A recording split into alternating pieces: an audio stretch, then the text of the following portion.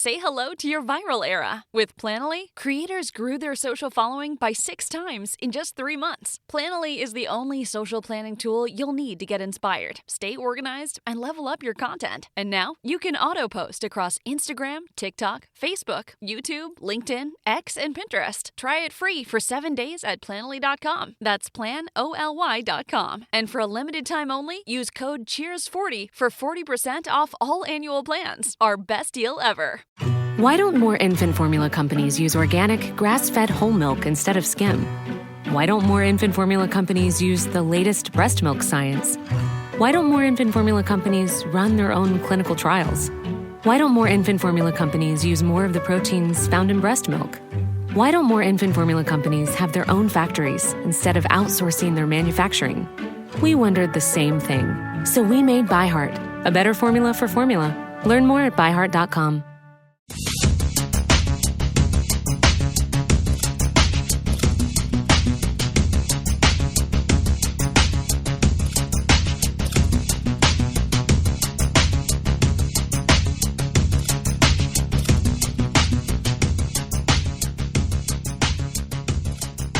Welcome to Spockcast, stardate 96896, Mark 36. My name is Dimitra, and I am on the USS Toronto, and I'm joined once again by Jonathan Kuline on the USS Mississauga. Hello. And we also have Jaime Lopez Jr. on the USS Seattle. How's it going? As we go into battle stations. I like the fact that they had the original Star Trek klaxons firing up today. Mm-hmm. Alrighty. So, Jaime, do we have any Ask Spockcast? I almost said Ask MTJC. Do we have any Ask Spockcast? We do. We have one from friend of the show and JPK News spawn, Xavier Kuline, who tells us that Pokemon started as a video game. First ones were Pokemon Red and Blue. They were on the original Game Boy, and he has them both, so he knows from experience. And the TV show started in 97, and the card game in 96. So the video games were apparently released earlier that year in 96 in February, then the card game in October of 96, and then the TV show in 97. So pretty quick uptake on the becoming part of the popular culture, I think. So 96 and 97, that's like, what, 6 or 9 years before he was his math, before he was even born? Mm-hmm. Yeah, all right. And it's gone on to become the most profitable... As your fact check, yes. Yes, the most profitable media franchise in history. It's made more money than Star Wars, Star Trek, made more money than anything you can think of, more money than all the Marvel movies. $90 billion US is the estimate right now. That's in 23 years. So when the movie comes out next, Pokemon Detective, it'll have $91 billion, and it'll still be the highest profiting franchise. Yep, that list is fascinating. Though I don't know if I saved it into our notes. We'll put it up into our show notes. But the list of the most popular or most profitable franchises is according to Wikipedia. So take it with a grain of salt. But fascinating list. Hello Kitty. Yeah, number one is Pokemon. Kitty. So this is from 1996 till now has made $90 billion. That is pretty impressive because that's a short period of time. Hello Kitty, 1974 till now, $80 billion. That's the number 2 all-time most profitable franchise. Followed by Winnie the Pooh, $75 billion from 1924 on. Mickey Mouse and Friends, 1928, $70 billion. Star Wars, 77 on, $65 billion. Anpanman, I don't know what that is.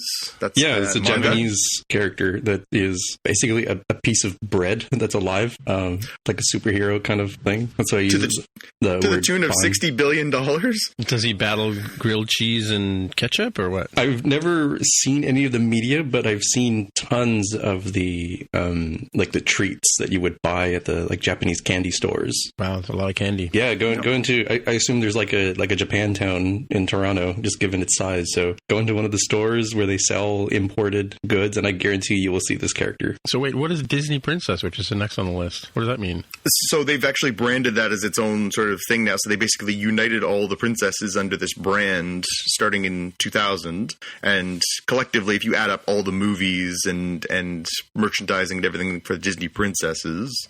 Right, and they've added Leia and Amidala, Queen Amidala. I don't know if they have, or if this is just talking about the Moanas and the Cinderellas and the all the different sort of Disney princesses, Sleeping Beauty, and all the ones that were in the most recent Wreck-It Ralph movie.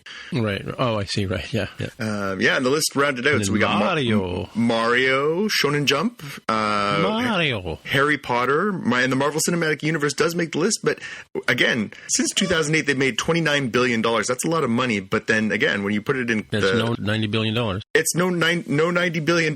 Yeah, like step it up, Marvel. Come on. Of course, they're gonna tack like $3 billion on this year alone. So actually, if you add in the Spider-Man, Marvel Cinematic Universe stuff from this year, plus Captain Marvel, plus Avengers, they're probably going to tack on maybe $5 or $6 billion more this year. So that's pretty impressive. But wow, James Bond is way down there on the list. Lord of the Rings, Peanuts, Transformer, Call of Duty, Neon Genesis, Evangelion. I don't know. Evangelion. It's got a complicated, weird name, but it's Evangelion. But yes, it does have the root of like evangelist in its name. Yeah, Dora the Explorer, The Simpsons, Pac-Man, Looney Tunes, SpongeBob SquarePants, Space Invaders. Wow, that started off with a video game. Yeah, but again, you look at these ones and you're like, oh, it's pretty impressive. They made 12, 13, 14 billion dollars. But then when it takes you back to the top of that list and you realize like Pokemon is at $90 billion, and again, it's only been around for 23 years. That's staggering. It's crazy. Staggering. This list goes on for days. Yeah. Long list. We're not going to go through the whole thing. No, but it's a fascinating list. I highly encourage our fans to have a look, because it really is fascinating to look at some of your favorite franchises. I mean, $5 billion worth of Care Bears. Game of Thrones, $5 billion. Wow.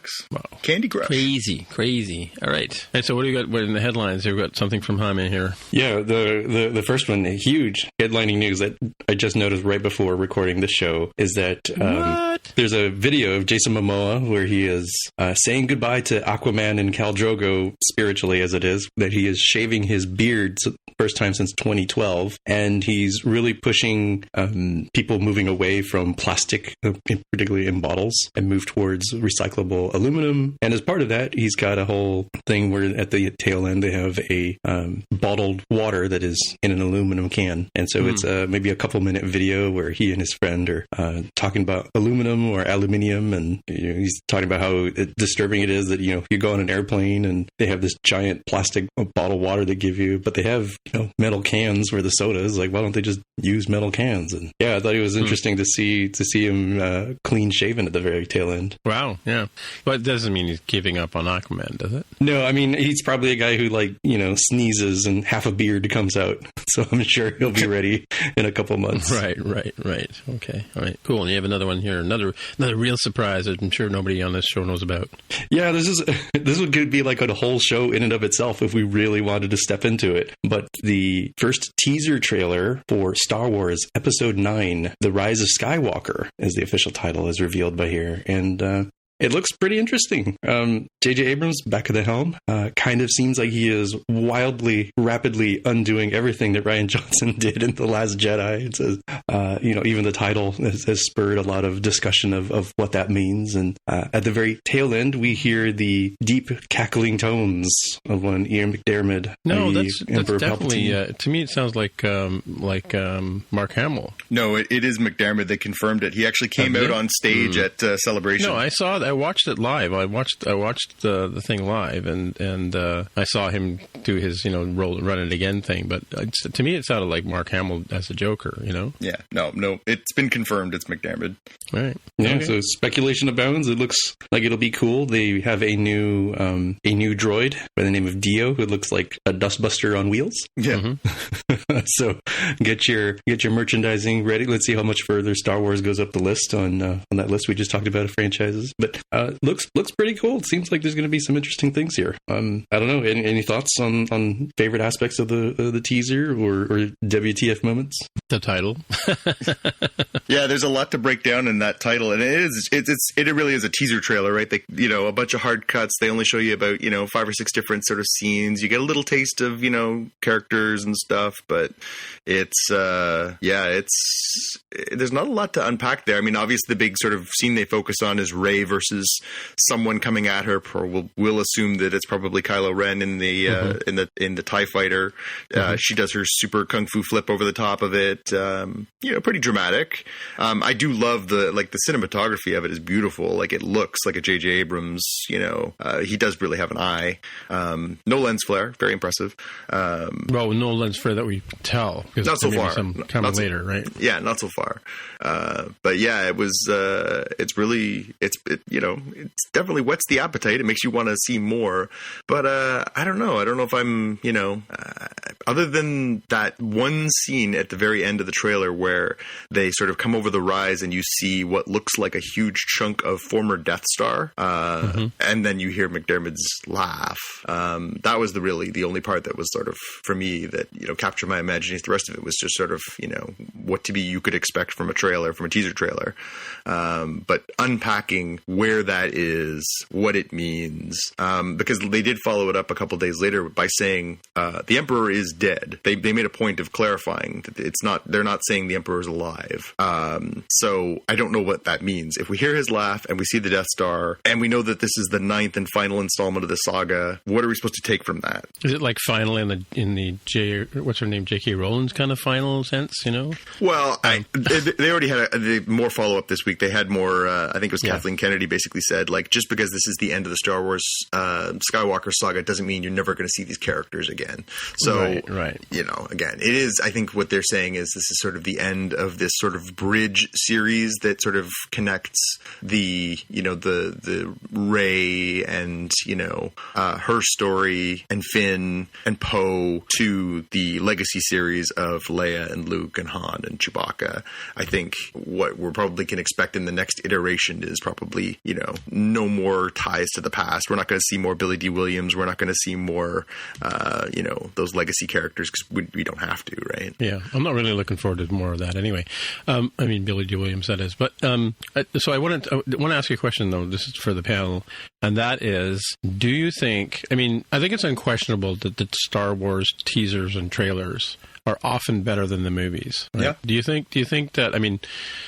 Hopefully we're not running into another set of disappointment. Like, there isn't a Star Wars movie I don't like, right? But, some are better than others, obviously. But what do you think about this trailer as it stands up against other Star Wars trailers? It's obviously enticing everybody's appetite for watching this movie, right? Well, we should clarify, too, this is a teaser versus a proper full-length trailer. Sure, this isn't about even plot. Still, if you take the first couple of teasers from Phantom Menace, they were awesome. They were great. And awesome like a moon landing, not awesome like a hot dog. But sorry, Tammy. And even the full trailer for the Phantom Menace was way better than the movie, right? Because when you got into it, there was just parts that fell flat on their faces, right? And I can't remember the other trailers for the two prequels, but they always seem to have a good trailer. Is it because we're so tied into this universe that even just a little hint is enough to get us all get the endorphins flowing and stuff? Or what do you think? I think it's also to do with the fact that we don't have to hear any terrible George Lucas dialogue in some of the circumstances, and I think it's hope, right? This is what this whole franchise is built on. Right. We have hope that the next one will be the next great one. Obviously you're way more you're way more invested in this than I think a lot of us have sort of lost a little bit of our luster over the years on some of these things. You cannot in any way defend Attack of the Clones to me. I'm sorry, that is just a dreadful movie. It is. Oh, come on! The scenes with Obi-Wan Kenobi were good. It's 20 minutes of good movie mixed into an hour and 40 minutes of just almost unwatchably bad movie.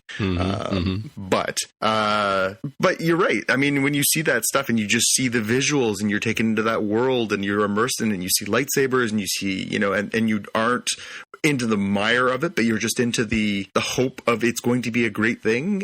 Absolutely.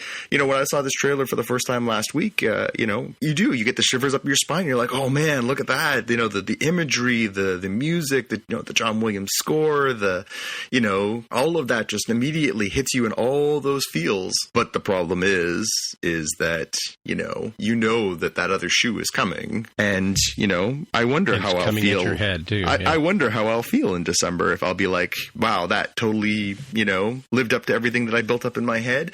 I think some somebody, I don't know if I was reading on a blog or if I was listening to a podcast about this the other day, and the observation was that the problem is that we build up in our heads what these things will be. We are offered a teaser, and we build up in our heads, oh, that could mean this, that could mean this, and if it doesn't deliver on all of our expectations, then we're disappointed. But that's our problem, not their problem. The problem is that in a world where everyone can share their opinions so readily, it is their problem, even though, they're doing amazing work. It's just not what everybody builds up in their heads. So I don't know how you can overcome that. How can you overcome the hype? The problem is that, with Star Wars films, how do you overcome that? See, this is an interesting point that you mentioned about that, because, I mean, when I was that 17-year-old kid having just seen Star Wars, in fact, I saw, the tribute magazine or whatever it is that comes out before, that shows you what movies are coming out in the future, and they weren't as well written as they are now, and they weren't like sort of, E.T. kind of, like, I mean, every Entertainment Tonight kind of like presentation as they are now. But I remember seeing the scene where Darth Vader arrives on the Death Star and all the stormtroopers are lined up, and it's just a still picture. That was enough to get me to see Star Wars when I was 17, right? Yeah. And then I spent the rest of the weekend, because we didn't have the internet, we didn't have Twitter, we didn't have social networks, we didn't have this sort of water cooler opportunity to sort of talk about this thing. I remember spending the weekend trying to convince my friends to go see this movie, and they were all sitting on their couch going, oh, I don't know, we have to go all the way downtown to see it, and blah blah blah, right? And of course they were all blown away the minute they saw it, right? But and you were quite young when and Jaime, I'm sure you weren't even born when 77, right? That's correct. Right. But so we talk about, I've talked about this with some of my senior developer friends and senior IT friends, that trying to find information back in the 70s and 80s and even 90s early 90s was tough. I mean, if it wasn't presented to you, if you couldn't find a bookstore that had a subject on it, if you didn't go to the library, you just didn't know about it, right? Yep. I remember very vividly, I was, a Star Wars fan from being very little, 3-4 years old. I saw the first movie, and then subsequently Empire, and I lived off those first two movies and waited for Return of the Jedi. I remember, you remember Starlog magazine? Starlog magazine came out in 1982, and on the cover was the scene that you see at the very beginning of Return of the Jedi, which is the second Death Star being constructed. But they presented a few images from that in this magazine without context. They didn't explain what was going on. And so I remember for, 9 months before that movie came out, speculating with my friends, is that the other Death Star that didn't completely blow up? Are they building a new Death Star? That was, we lived on that photograph for months because that was all that was available. And your imaginations are making up a story in your head, right? Absolutely. It was, maybe they didn't actually blow it up the first time. Maybe it only blew half of it up and the other half escaped through a warp tunnel or something. Your mind just goes wild. Well, that's what we're doing now. Everybody's watching this little, what was it? It's not even 2 minutes, this trailer we just saw for Rise of Skywalker.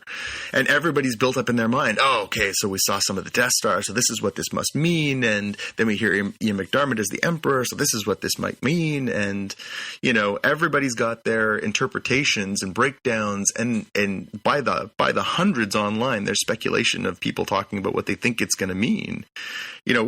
If it doesn't live up to your expectations, how are they responsible for that? But yet they'll take the blame. Yeah. Well, they won't take the blame from the box office, right? Because we'll still line up. We'll still fork over our $20 or whatever it is to see this thing. In my case, I'll probably, if it's a good movie, I'll watch it twice, right? Or more, right? But what do you think, Jaime? I definitely understand a lot of what you guys are saying. Having been burned many times over this franchise's life, but still like a drug addict, like just waiting for another taste. It's a really weird, dissonant place to be. I think I'm very excited for this. I'm not going to overhype it in my mind, given, the past things that have happened. I think I'm going to go in and enjoy it. And I can kind of predict that, later this year, we'll be saying, wow, it was really good. It was a little too derivative or reminded us a little bit too much of X, Y, and Z. And it could be from their own series. It could be from other series. But we'll say generally good. I think that's probably where we'll end up with all of this. Yeah. Do you think it'll have shades of Return of the Jedi? That, in the sense that, Force Awakens and what's the second one called? The Last Jedi? The Last Jedi. They both sort of borrowed from their counterpart movies, Empire Strikes Back, which, of course, they failed on, according to you guys. But, do you think they'll still have those kind of reflections in this movie? I think so, although I'm kind of curious, like, on paper, you would say, oh, there's only so far they can go because there is no Emperor Palpatine person, right? Palpatine is dead. Back me up here. Snoke is dead. Catch me up on that. Like, you guys said he's dead. So how does he die? Is it because Darth Vader throws him down the chute, or what's the story? Yeah, I think the expectation would be that he gets pitched down the chasm in when Vader turns on him, and it's hard to imagine how he survives that. Now, I will walk you guys into the delightful world of the Star Wars expanded universe, where in the comic books and in the books, he doesn't die when that happens. What happens is that he transfers his consciousness into a series of clones and comes back.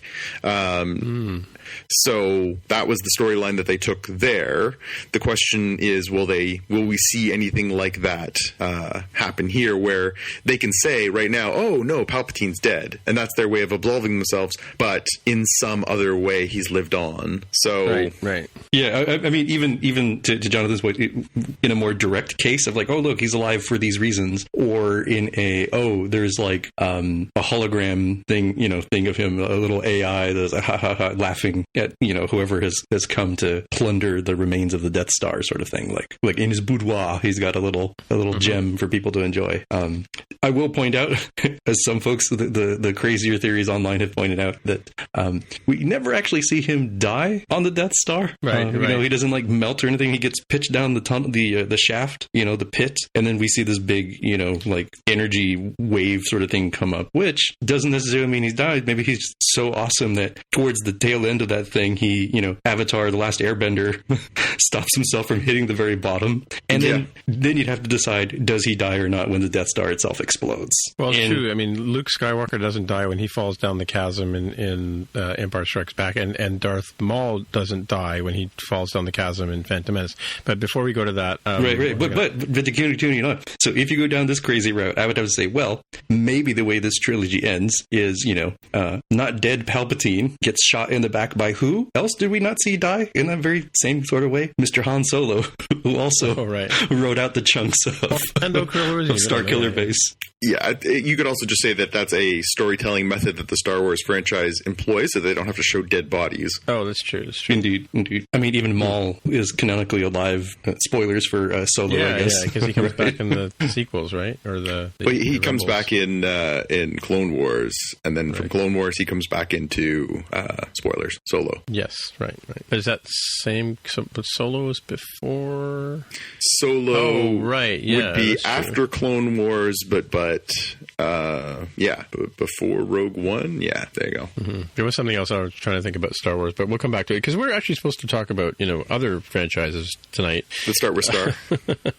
So why don't we move on to other things? Yes. So the next thing in the headlines is from me is that there's been a petition going around and for a Captain Pike spinoff to come out of this latest things, and Jonathan pointed out too that I saw on Twitter that Ensign Mount had replied that he was flattered by this. What did you have to add to this, John?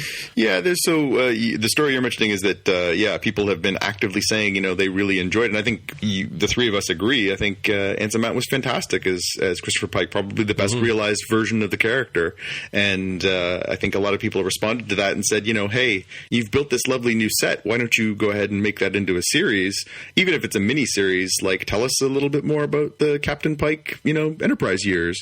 And so there's a story online as of, I think it was yesterday, that Ensign Mount, originally when people were talking about, hey, we should start this petition, and he was saying, well, thanks very much.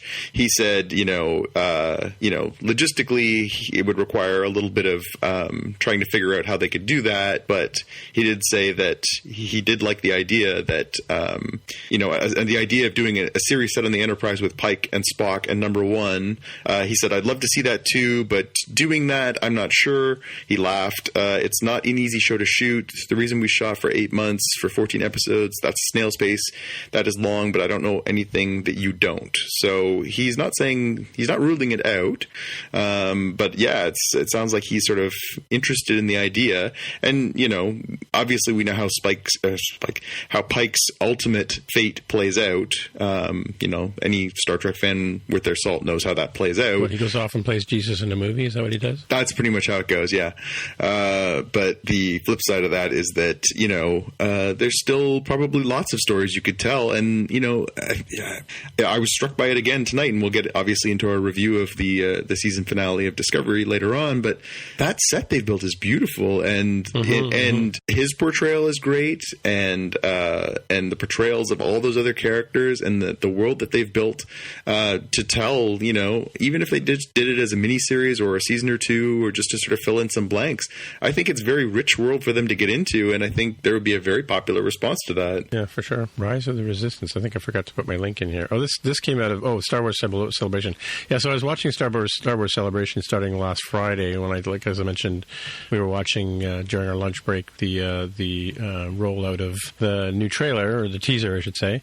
But they also showed a Rise of the Resistance from Disney Parks. They showed the making of it and all that kind of stuff, and the new park and how you can go experience this. And they had a whole section on that in the Star Wars Celebration. I'll have to find a link from YouTube that can service this, but that was kind of interesting stuff too. I don't know if you guys saw any of that stuff at all. You can actually role play different parts of Star Wars stories. No? As part of the experience. Yeah. So I'll have to find a link and put it in here. I guess I didn't copy. I was probably watching it when I pasted it as an idea for the show, but I'll get a link and put it in there for people transporting it home. Yeah, it was all kinds of interesting news out of Celebration. That was really interesting. And then they started talking about, I noticed your next note, there's a whole bunch of exclusives that came out of that. So what did you have there?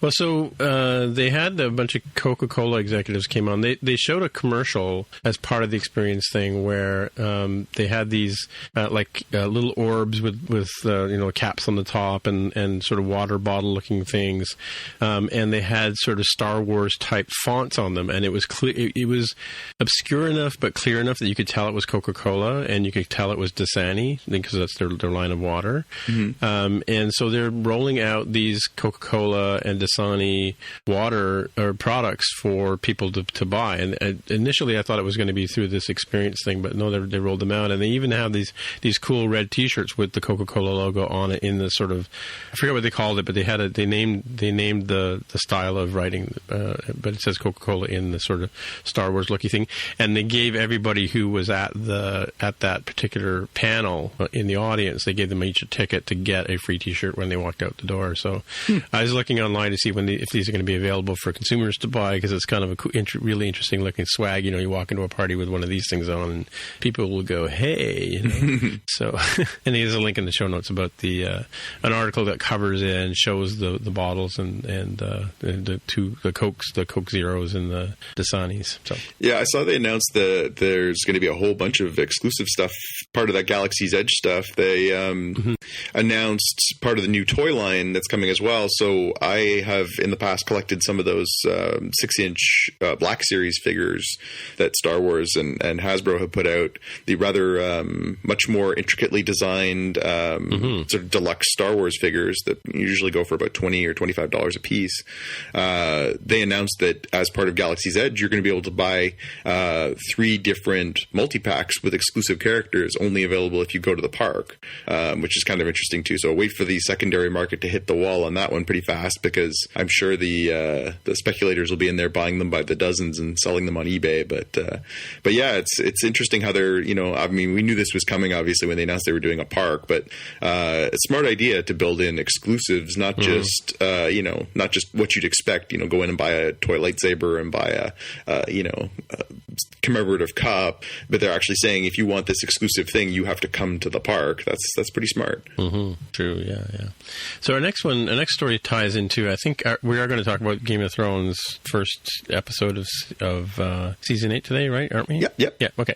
So this ties into, and I don't know, we've kind of hinted around the way that we all kind of consumed, at least the two of us here hinted around the way we saw Game of Thrones in the early days.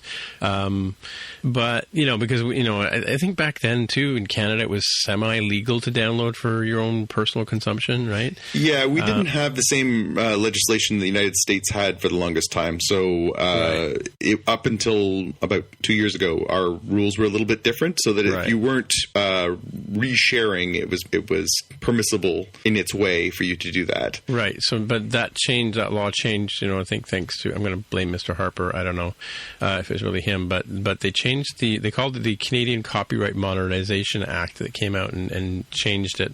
Because I remember that if you had downloaded, for instance, Game of Thrones was one particular franchise that would definitely go after looking for you. But if you had downloaded an episode of Game of Thrones, for instance, you might get a letter from an email from your internet provider telling you that you had been spotted, downloading one of these or participating in a torrent for these things, and you would get a cease and desist letter. And that was kind of sort of where it went. This is probably going back 2-3 years ago, right? Oh, even more than that, yeah. Yes, but now this story just came out a day or so ago out of our Nova Scotia office of CBC, saying that the film studios are now able to send you a lawsuit letter, even with your address as John Doe, because of that Modernization Act, the government has asked internet providers to keep track of which households are using which IPs on which particular days, and if they can match that up with a BitTorrent record, they can send you a letter and sue you for up to, I believe, $5,000. Mm-hmm. And to follow this, so there's a link in the show notes on the article from CBC about this, about how they're able to charge you. And of course, like even if it's your son downloading the thing, you as the household homeowner will get charged again. And people are arguing, well, it doesn't have my name on the lawsuit, but apparently that's not required in this particular case. And there's another link I have here from a guy who calls himself Privacy Lawyer on Twitter, and he's published a bunch of things. He is a practicing Canadian lawyer, and he's posted an article here about these. He says a torrent of lawsuits are descending upon Canadians using online file sharing, which is interesting because I even get legitimate software packages through BitTorrent, so I kind of wonder about this whole thing. But so if you're going to watch Game of Thrones and you're not doing it through legitimate means here in Canada anyway, I think you should be wary. Mm-hmm. Yeah, I saw the story earlier and I had the same reaction. Obviously, I think most Canadians have had the experience over the last decade of getting one of those cease and desist. Hey, you downloaded this song, you downloaded this film or TV show.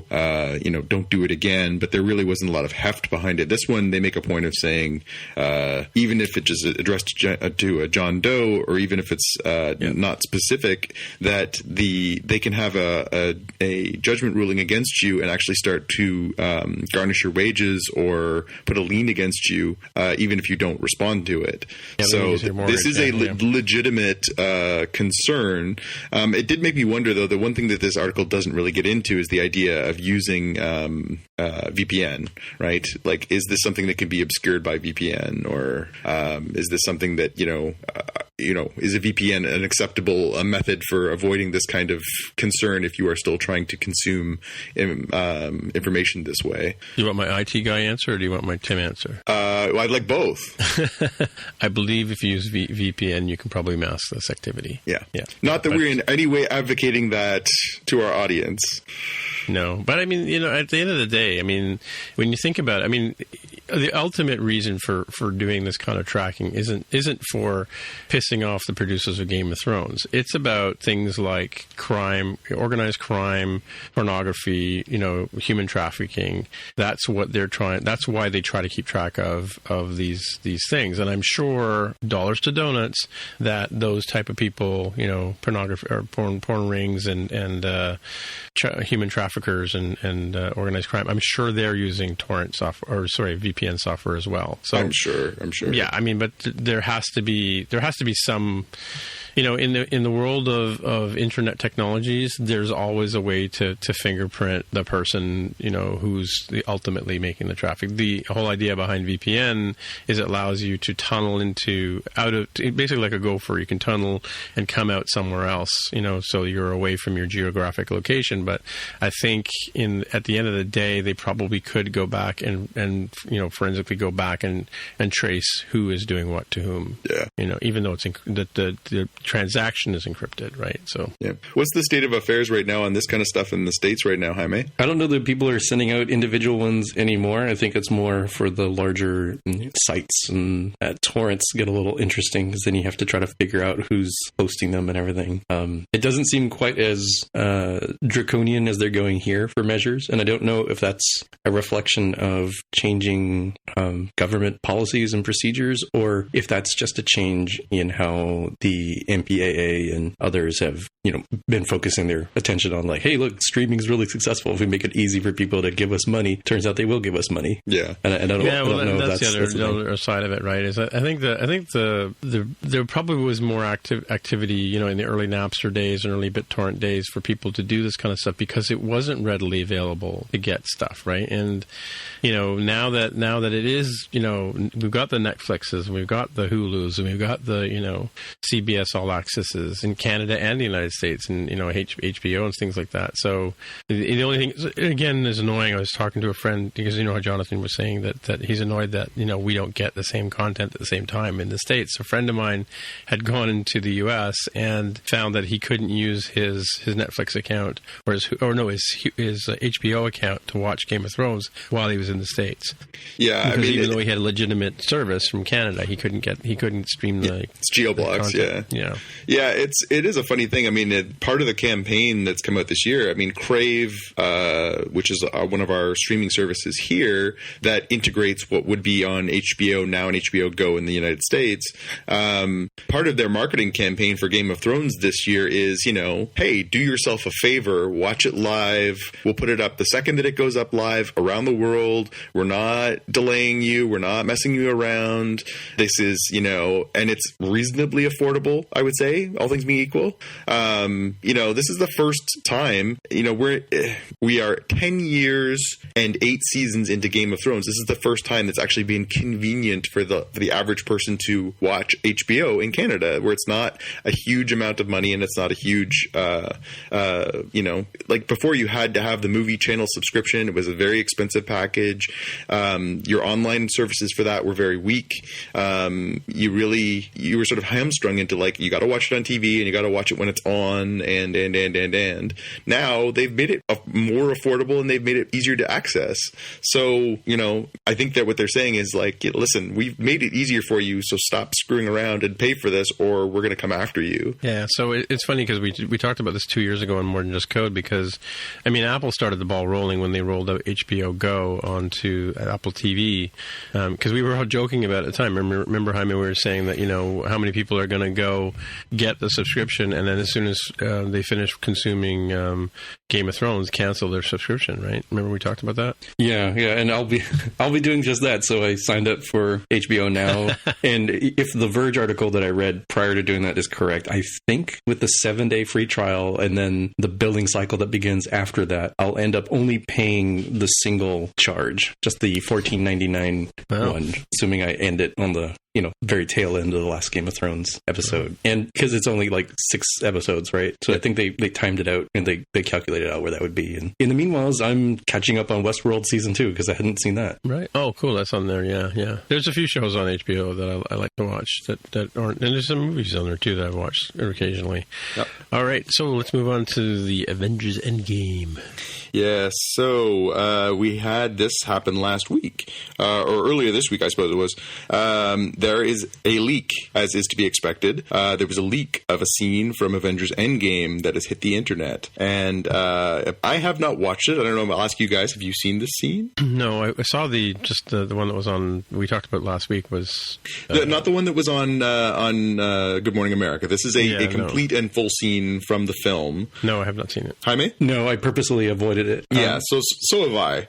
Oh, the only thing I was going to say is so nobody knows what's in it of the three of us on this panel. Oh, okay, well, so we've all been, very much trying to not spoil it. But this scene has made the rounds, and it is going around the socials. If you want to see it, you can probably find it pretty easily. Apparently, it is spoiler heavy. It is subtitled in Arabic, and it appears to have been recorded during a screening of the film. So there are lots of people already looking at there are breakdowns of how that ties into stories, and there are lots of little things online. So just a warning out there is our public service announcement for Spockcast listeners. There is a spoiler scene out there. If you want to go ahead and spoil yourself, you go right ahead. We're not going to talk about it here. The Russo brothers, the directors of the film, have already put out a note saying, listen, don't be jerks. Just, do yourself a favor. You're going to all want to enjoy it the same way. Don't spoil it for other people. Don't spoil it for yourself. Just go watch the movie and, do yourself a favor and avoid this. But it is interesting that, the rabidness that the fandom is for this film. People are really going after this. They really want to know. They really want to see what's happening. They really want to get into it, and they really want to take the time to watch this, one spoiler-filled scene and then dissect the hell out of it, with 8 days to go before the film comes out. To me, it seems a little wasteful, but it's crazy how rabid people are for this. Yeah, I remember during one of the prequels of Star Wars, I think it was the second one, the day before, because I remember standing in line to get into the theater because you didn't get assigned seating back then, but I remember the day before the movie came out, it had leaked to the internet, the whole, maybe it was so bad they decided might as well leak it anyway, right? But yeah, it sucks. Yeah, it does suck a little bit. Yeah. Other news, so we got news today that Fox has canceled The Gifted, which is one of their Marvel tie-in series on television. It is an X-Men series. So they've already done 2 seasons, so that's, I guess, not unexpected. We knew that there was going to be some ongoing casualties now that, there was no longer an affiliation between, Fox Television Network and the Marvel properties. Not a big surprise. I don't know if you guys have been watching The Gifted. I watched the first episode, and I always intended to go back and watch more, but I never did. That was sort of the same story here. I meant to go back and at some point in the future, but there's so much to watch, like I said before, right? So yeah, I had it in the background several times, but never really sat down and properly watched it. Yeah. Again, can't say it's a big surprise that one is a casualty of all this. We got news from the Picard series that's coming to CBS All Access. So this week we got news that there's going to be 3 new cast members, and we had some last week. I guess we didn't completely catch up on. So we got news this week that Alison Pill, who was she's Canadian, and she's going to be she was on the Newsroom, HBO's Newsroom show, which is fantastic. And she was the drummer in Scott Pilgrim. And she was the drummer in Scott Pilgrim. Speaking of the ongoing legacy of Scott Pilgrim, Harry Treadway, who was on Mr. Mercedes, and Isa Briones, who is an American Crime Story Versace. They've all joined the cast, and they're going to be, obviously, Patrick Stewart is the star of the show. And then last week, we got news that Santiago Cabrera, who was in Salvation, Michelle Hurd from Blind Spot, and a newcomer named Eva Gora? I may, if only you could correct me here. Eva Gora? Let me see how it's... Sorry, I'd close the link. Evagora, Eva Gora? Have all joined the cast. So we are starting to get a little bit of a better picture of what's going on as far as, the expanded. Still no word about, obviously, anybody from the established universe of Picard being there. But cool that we're finally starting getting a little bit more development on that series. Mm-hmm. Well, Sunico Martin Green could always just transport into the future and join the series too, right? Well, I think Picard would have to be a lot older if we're going to get get all the way to where we go from there. But we'll get into that in our review of Discovery in a few minutes. Couple of trailers that popped up as well. Just want to flag for people. We'll put them in the show notes. We got a first good trailer for The Boys, the Amazon Prime series based on the Garth Ennis and Eric Robertson comic book series, which is disgusting and awesome. That I highly recommend. The trailer is, I had heard that they were really going to go very much in line with the way that the series is, which is to say pretty over the top. And I don't know if you guys have watched this trailer yet, but it's really pretty over the top. There's blood, there's guts, there's, superheroes behaving badly. It looks pretty awesome. Mm-hmm. Yeah, it had sort of a, if you remember the Will Smith movie Hancock. Yes. Yeah, it had sort of that feel to it. Yeah, very much so. Very much so. It's basically, you can't expect, think about how many people who have gotten famous over the last 20 years on like reality television. Now imagine if those jackasses had superpowers. What would the situation be like if not only was he, famous, but powered and famous? This is what the idea behind The Boys is, that these boys take it upon themselves to be the police for the supers. And and it does. It looks great. It looks over the top, and I'm really looking forward to that. It's not coming until July, unfortunately, but we'll put up the link to the show, to the trailers. It looks great. And we got a teaser trailer for the Swamp Thing series that's coming to DC All Access. Now, this is a pretty boring teaser trailer. As we were talking about how good the teaser trailer was for the Rise of Skywalker. This is like 45 seconds of a guy walking out of the swamp. But interesting to finally get a look at the character and get a sense of what's going on there as well. It's like a wet Sasquatch? It's pretty much just looks like a guy covered in moss walking out of a swamp. It's, well, hopefully the show will have a little more to say than that. All right. Okay, so we've gotten to the main part of our show. This time, we've got two specials this time, but this one is for the Star Trek Discovery Season 2 finale, Episode 14, Such Sweet Sorrow, Part 2. I'm going to ask you about the AKA, Jonathan.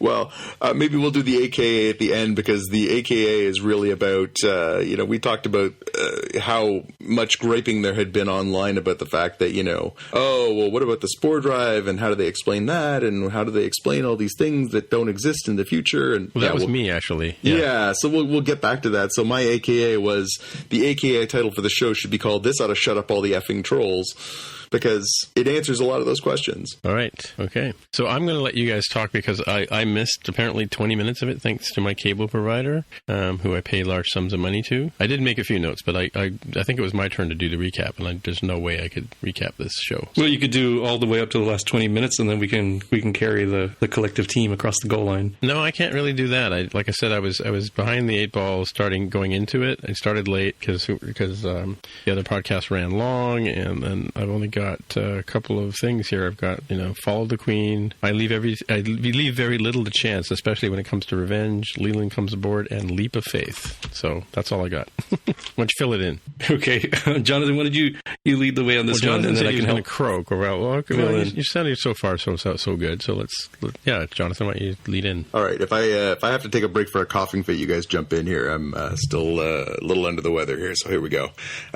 So we pick up right where we left off at the end of last episode. Obviously, this is sort of billed as a two-parter. We've got, Enterprise and Discovery surrounded by Section 31 ships. The preparations last episode was a lot of table setting. They had armed all the shuttlecrafts. They were ready to defend themselves. The plan is to basically hold off the Section 31 ships long enough for Michael to finish building, Michael and the Discovery crew to finish building the suit, getting the time crystal charged, and being able to jump into the future and bring the Discovery with her. So we learned right off the hop that the only life sign that they can find from the Section 31 ships is Leland Cutis of Borg. He is leading the rest of this stuff on autopilot, I guess. They make that great statement where basically they say, we've got you outnumbered. By the time you have all of our armed shuttlecrafts and the two of us, we've got you outnumbered, 80 to 30. And he says, count again. And all of a sudden, these little, I don't even know how to describe them. Drones. Just call them drones. Yeah.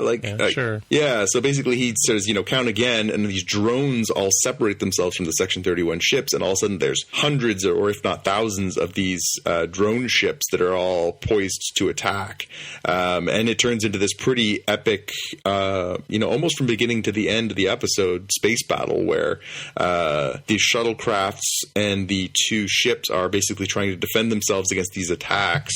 Maybe one of the most, long and expansive space battles we've ever seen in a Star Trek. Oh, definitely, yeah. I mean, if you compare this to the original series, they would fire off a couple of phaser rounds and some photon torpedoes, and they would raise the shields and lower the shields, and yeah, this was like a completely different universe from a visual point of view, right? It was a lot of explosion, mid space collisions, like of armaments and things. So it was very, very exciting. Yeah, it really, really went on. So yeah, as I say, they're racing to finish the suit. They're trying to keep things going as best they can. The Queen Poe steals one of the shuttlecrafts, for which she claims diplomatic immunity, which made me laugh. And then basically she does an assessment and helps them figure out one of the strategies for trying to keep the drones from destroying them is to attack them two at a time. So she's sort of helping out. So we're getting this sort of multi-faceted, attack scene going on as all these things are playing out. So then we end up with the crew of Discovery are trying to finish the parts of the suit while Jet Reno is trying to finish the time crystal charging, which we saw at the end of last episode. She has to try and hurry that up. She has a couple of really, again, she really has been a delight all season. She gets a couple of really good lines in there. She has the line about, hey, can you hurry that up? Can you make that time crystal charge faster? And she's like, yeah, I could break the laws of physics. Oh no, wait, I can't. And then she basically finishes it and is ready to start running it down to hook it up to the suit. And Saru says, hurry up, let's go. And so she and Tilly are headed down there, and she says, get off my ass. I mean, get off my ass, sir. Pretty funny stuff. Again, she does get some great lines in. So as they're building this suit and they're trying to get this underway, it's chaos. The ship's being attacked. Discovery is taking on heavy damage. Enterprise is taking on heavy damage. We're seeing all kinds of consequences for the ship. We're getting reports of people getting killed. We're seeing debris going flying. And then as they're building the suit, they're trying to get it to the shuttle base so they could launch it. The core group of Discovery crew, I'm not sure what is it that detonates above them. Is it something that actually comes through, or is it just an explosion? I can't remember. I think it was just like some armaments or whatever. Yeah, I think there's an explosion basically above them, and everybody gets sort of knocked on their butts, but everybody sort of picks themselves up. Spock's got some blood on him. Burnham gets a little bit, but the person who got the real wallop is Stamets. So Stamets is sort of covered in blood, and they go, uh-oh. And so they drag Stamets off to Tilly grabs Stamets and drags him off, takes him off to sick bay. They drag the rest of the group goes to the shuttle bay, and they dress up Iron Burnham. She gets to try on her suit for the first time. Doesn't look exactly like her mom's. It's not red. It's silver. And she she's getting all ready to go out there and become Iron Burnham. Meanwhile, Leland, under the control of Control, beams aboard the ship, and we start seeing Burnham's vision from the last couple episodes, and the same one that Jet Reno has coming true, where he beams onto the bridge, he starts shooting at people, he locks himself into I don't know if that's the captain's ready room that he locks himself into. It's a network room. Yeah, I don't. It's not clear where he locks himself in, but he locks himself in there to try and extract the sphere data, which is what this whole thing has been about. He wants to, as we mentioned in previous episodes, he wants the sphere data because the sphere data will help him become, self-realized or whatever it is he's trying to accomplish. We see the attack on the bridge. People are getting shot, and then we see the photon torpedo that was in Burnham's vision and Jet Reno's vision. The photon torpedo comes in. It lodges itself into the main part of Enterprise, but it doesn't detonate, and it's just lodged in there.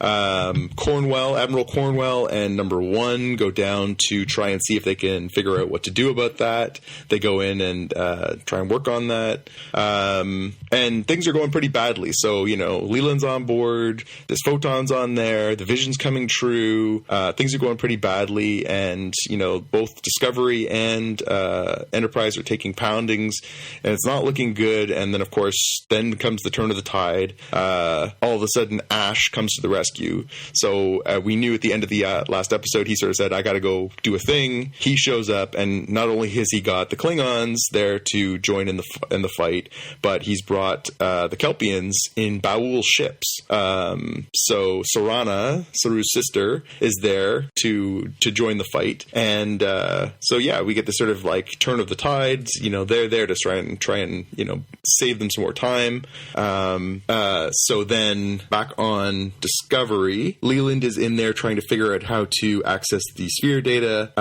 The Emperor, Georgiou, and Non are trying to bust through the door to try and get at him. They finally break through the door, and they have that great line. They call him an AI sausage, which I thought was a great way to describe that. They bust in there, and they start fighting. Yeah, they basically start a fight with him. We tag back up with Stamets in the medical bay. He's in a bad way. Tilly has to take off because she's got work to do. I'm trying to remember, what's the name of the bridge crew officer, the one who was with her, the one who's played by our Canadian friend? Oh, Lieutenant, yeah. Nilsson? She's there. Nilsson, that's right. Yeah. Very good. Nilsson, yeah. Is there, and they're basically, the sick bay is a mess. There's blood everywhere. People are really in a bad way. Stamets is sort of fading in and out, and all of a sudden he sees Hugh's face and is surprised because Hugh had already said he was leaving. He was going to Enterprise. Hugh basically says, you know what? I was there and I realized that, this is stupid. I shouldn't be here. I should be with you. You're my home. You're where I belong. I belong with you. So really sweet to see the two of them come back together. I think we all sort of thought that the end of last week was sort of the farewell for the two of them. So nice that they get that little tag up, although, as we said, Paul's in a really bad way. He's got a big hole in him. So Hugh basically says, I love you, and by the way, you're going to be put into a coma now. And so that's it for him. We cut to Burnham and Spock, who are trying to activate the suit and bring the Discovery into the future, and she can't figure out how to do it. It's not working. Mm-hmm. And finally she figures out, actually, what I need to do is actually... Spock figures it out. He figures it was her that went back in time and did all those sightings, right? Yeah, that's right. So basically, he says, what if you have to go backwards before you can go forwards? So instead of trying to bring us into the future, you have to go back first, into the past, light off all of those red flares that we've been chasing throughout the entire of season 2 that bring us to all these places, because those are the situations that actually line us up. On the chessboard.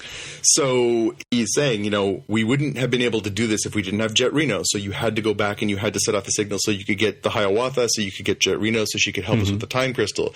You had to go back and you had to activate the Kelpians because the Kelpians can come back and they can help us here. You had to go back and, basically piece by piece, you had to go to Borath. You had to show us where the time crystals were.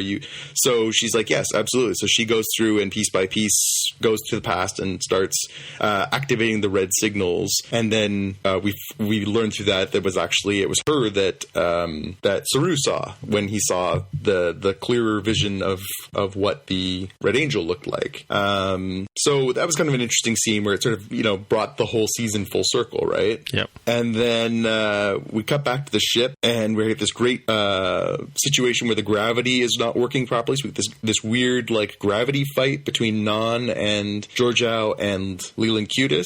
Now, before you say that was a scene from Inception, I'd like to point out that Fred Astaire did that first in Royal Wedding. Okay, but, it wasn't a fist fight, was it? No, he was dancing with, just dancing. Yeah. But the funny thing is, from a effects point of view, they rigged the whole room to turn around, which is kind of cool. Yeah, the funny thing is, I was thinking about the Fred Astaire moment more so than I was the Inception one. Well, good. You're obviously a mature audience. Yes. But I think the difference is they were, the gravity was switching directions, but it wasn't, completely gone as it is in some cases in Inception, right? Where they're sort of floating in midair. But it's one of those things that, when every year, every time I've watched, having been a space nut, my whole life, right? Having watched every episode of Star Trek, I've always said to myself, why aren't they floating around? Yeah. Why does stuff drop to the floor? How are they doing that? They're not spinning the ship to create gravity. Like, how are they doing this? Yeah. It's the Force. The midichlorians are helping, I guess. Well, they mentioned in TNG artificial gravity, but they didn't really talk about the science about it. They just say, we have it. Right, yes. So the fight continues. Non gets knocked out, right? She gets taken out. But Georgiou and Leland basically continue their fight and ends up with Georgiou locking Leland in the spore chamber in the engineering department. Right? So this is about the point where Rogers cut, because the last scene I saw was number one and Admiral Cornwall, shaking hands or grabbing forearms or whatever it is. Yeah, so the way that basically plays out is that as Cornwall and number one continue trying to figure out what they're going to do with this photon torpedo that's lodged itself into the disk of the Enterprise, they basically come to the conclusion that basically Pike goes down to take number one's place. He has a look at it, says, I can't figure out what to do either. I don't know what we're going to do here. And then Cornwall basically says, I know what we're going to do. I'm going to close that door, and it's going to blow up, and it's going to take out what it takes out, but it's not going to destroy the entire ship. He says, no, let me do it because I know my destiny and it won't happen to me if I'm in there. And she says, but what if you screw up things even worse by changing the future? So an interesting little time loop paradox there, right? Right. So she basically says, I'll do it. He steps out through the door. They say goodbye. He steps out through the door. She closes the blast door. The bomb goes off, and Admiral Cornwell is no more. I thought this was an area where I was definitely thinking, man, Pike has all the plot armor. Have him go lay down on it, and it'll fall out or something. We know he can't die because he's got his destiny, right? And it sort of will change his whole perspective on how he makes decisions. He should just go wild and run around with scissors and. Yeah, I thought it was really interesting because very few shows are self-aware in the way that this one is, where he basically says it straight up. He's like, I know what my future is. I can't die here, so why don't I just do this? Which is what every fan watching the show would think, right? Cornwell says, but what if you're wrong? How bad could things get if you mess with time like that? And she's got a point, although she doesn't really let it play out. It doesn't build for a long time, but it's good that they sort of make that reference, right? Yeah, for sure. Mm-hmm, mm-hmm. So Burnham comes back from her trip to the past, and she set off her red flares. Everything's going to play out the way it's going to. Now she can go ahead and drag them into the future, and it's going to play out the way that it's supposed to. But as we were talking about last week, they had to find a way to keep Spock from going with them, and it turns out that Spock's shuttle is disabled, and he can't go with her. So they have a very tearful farewell. Burnham and Spock, I wish I could go with you. I can't. Okay. So then we cut into that great scene with Tilly. So Tilly has to fix the shields on the Discovery before they can go forward, right? And she says the only way that she can do it is if she does it with her eyes closed, because the only way she's ever done it before was with her eyes closed as part of a drinking game. Right, yeah. And then they cut to her actually fixing it, and she's still got her eyes closed, like she was actually serious. So she does the whole thing with her eyes closed, and then finishes it and said, "Someone owes me a beer." That was great. Classic Tilly. Really, really funny. Mary Wiseman, again, always a delight. So basically, it's all teed up. Spock's not going to go with them. The ship is fixed. They're ready to go into the future. They cut to Georgiou and Leland, and Georgiou basically says, I have magnetized this spore chamber, and you're screwed. So I would appreciate it if you'd start screaming now. And he does, and then he dies. And then she says, I've killed, she basically calls into everybody and says, I've just killed Leland. Control is taken off the board. We're done. Mm-hmm. My question at this point was, so why do they still have to go to the future? Let's hold that question until we talk about about the very tail end because I think I have the answer given what they showed us. Okay. So then basically what happens is exactly what you expect to happen. So Burnham opens the time portal. She goes forward. Discovery follows her. Everybody covers their exit as they go. So the Klingons with Ash still aboard that ship. Spock is beamed back aboard the Enterprise. He's with them. All is as it should be. Basically, the Discovery crew is gone in through this portal, and poof, they're gone. Then we, here in Canada, have a commercial break. Not so much if you have CBS All Access. And then we come back to basically, we're in San Francisco. We're at Starfleet headquarters. It's a debrief. The debrief is going through Spock and Pike and Number One, who still won't give us her name. And basically, all of them are saying, I saw the Discovery explode. I saw the Discovery explode. The Discovery's gone. Discovery doesn't exist anymore. Discovery's gone. And Ash, basically, they talk about Section 31 and what a mess it is, the fact that control's been taken offline. They mentioned that Georgiou's gone, Cornwell's gone, so Ash gets promoted from acting commander of Section 31 So wait, where did Georgia go? She was aboard the Discovery. Oh, she went to the future. Okay. Yeah. And so basically they cut to Spock, and Spock says, this is a big problem. I have a suggestion. And my suggestion is that in order to prevent this becoming, a big issue, it's now going to be a law. So a new Starfleet regulation is that you can't, if you were part of this mission, you can't ever talk about Discovery or the Spore Drive ever again. How convenient. Yeah. So that ties back into my title of the episode, my impromptu title of the episode, which is this ought to shut the trolls up, because basically, all along we've talked about it. It's been on any number of blogs and social media posts over the last 2 years. Well, if they had this Spore Drive, why don't they talk about the Spore Drive? Well, if there was this ship called the Discovery that was integral, why don't they talk about the Discovery? Well, if there's all these different things, well, okay, now we know. So apparently, at Spock's behest, they make it basically a Starfleet regulation that you cannot talk about Discovery. First rule of Discovery is you can't talk about Discovery. Right. Then we before we move on from this one, because this is where we come back to your question of why do they still go to the future? Yeah. The way that they film this particular debrief, right, of everybody lying and saying that the Discovery was destroyed, right? Every person from Pike to Spock to Number One, whose name is apparently Number One, because they don't go any further to disclose that. And Spock's, on the surface level, insistence of to make sure that control never comes to be in the way that we saw it. One, hey, you guys totally destroyed control, right? Oh yeah, sure we did. Yeah, we completely wiped it off all servers and stuff that we had.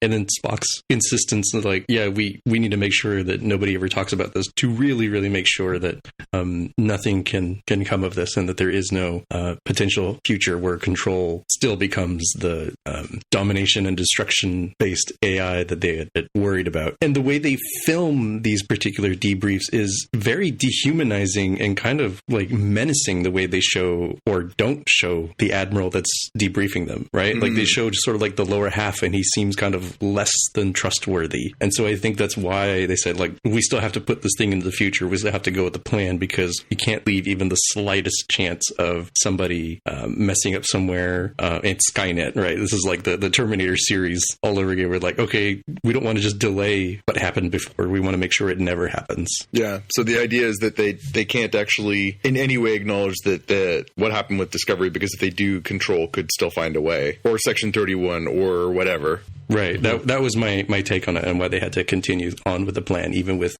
Leland being destroyed. Because even what's his face? The other crewman from Discovery that they ran into just a couple episodes ago. Yes. Yeah, that dude was still under control, right? Who knows if there's backup copies or something somewhere. So it kind of makes sense that they'd have to get rid of the thing that could let control eventually become fully sentient. Yeah. Just like Emperor Palpatine. That's it. So the episode basically wraps up with a little soliloquy from Spock talking about, his feelings about Michael being gone, and then he discovers that he has a beard for the first time apparently all season, and decides to do something about that. So he shaves off his beard, puts on his proper blue uniform, and joins the crew on the bridge of Enterprise. And as he sits down there, they get the the seventh signal, the signal that they've been waiting for, which was the signal from Michael that she sent back to the past that basically said, we're okay. Oh, okay. And with a twinkle in his eye, basically Pike says, let's continue our adventures. Let's hit it. And they take off, and that ends season 2. See. So I did say that this was going to end with a pretty, mostly wrapped up ending, but still largely a cliffhanger. And I think I was right on this one.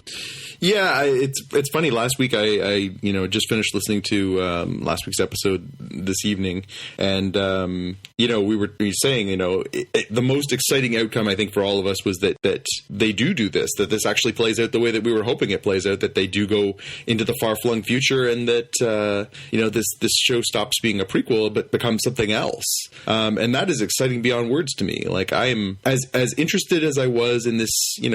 I love Star Trek. I've been a Star Trek fan my whole life.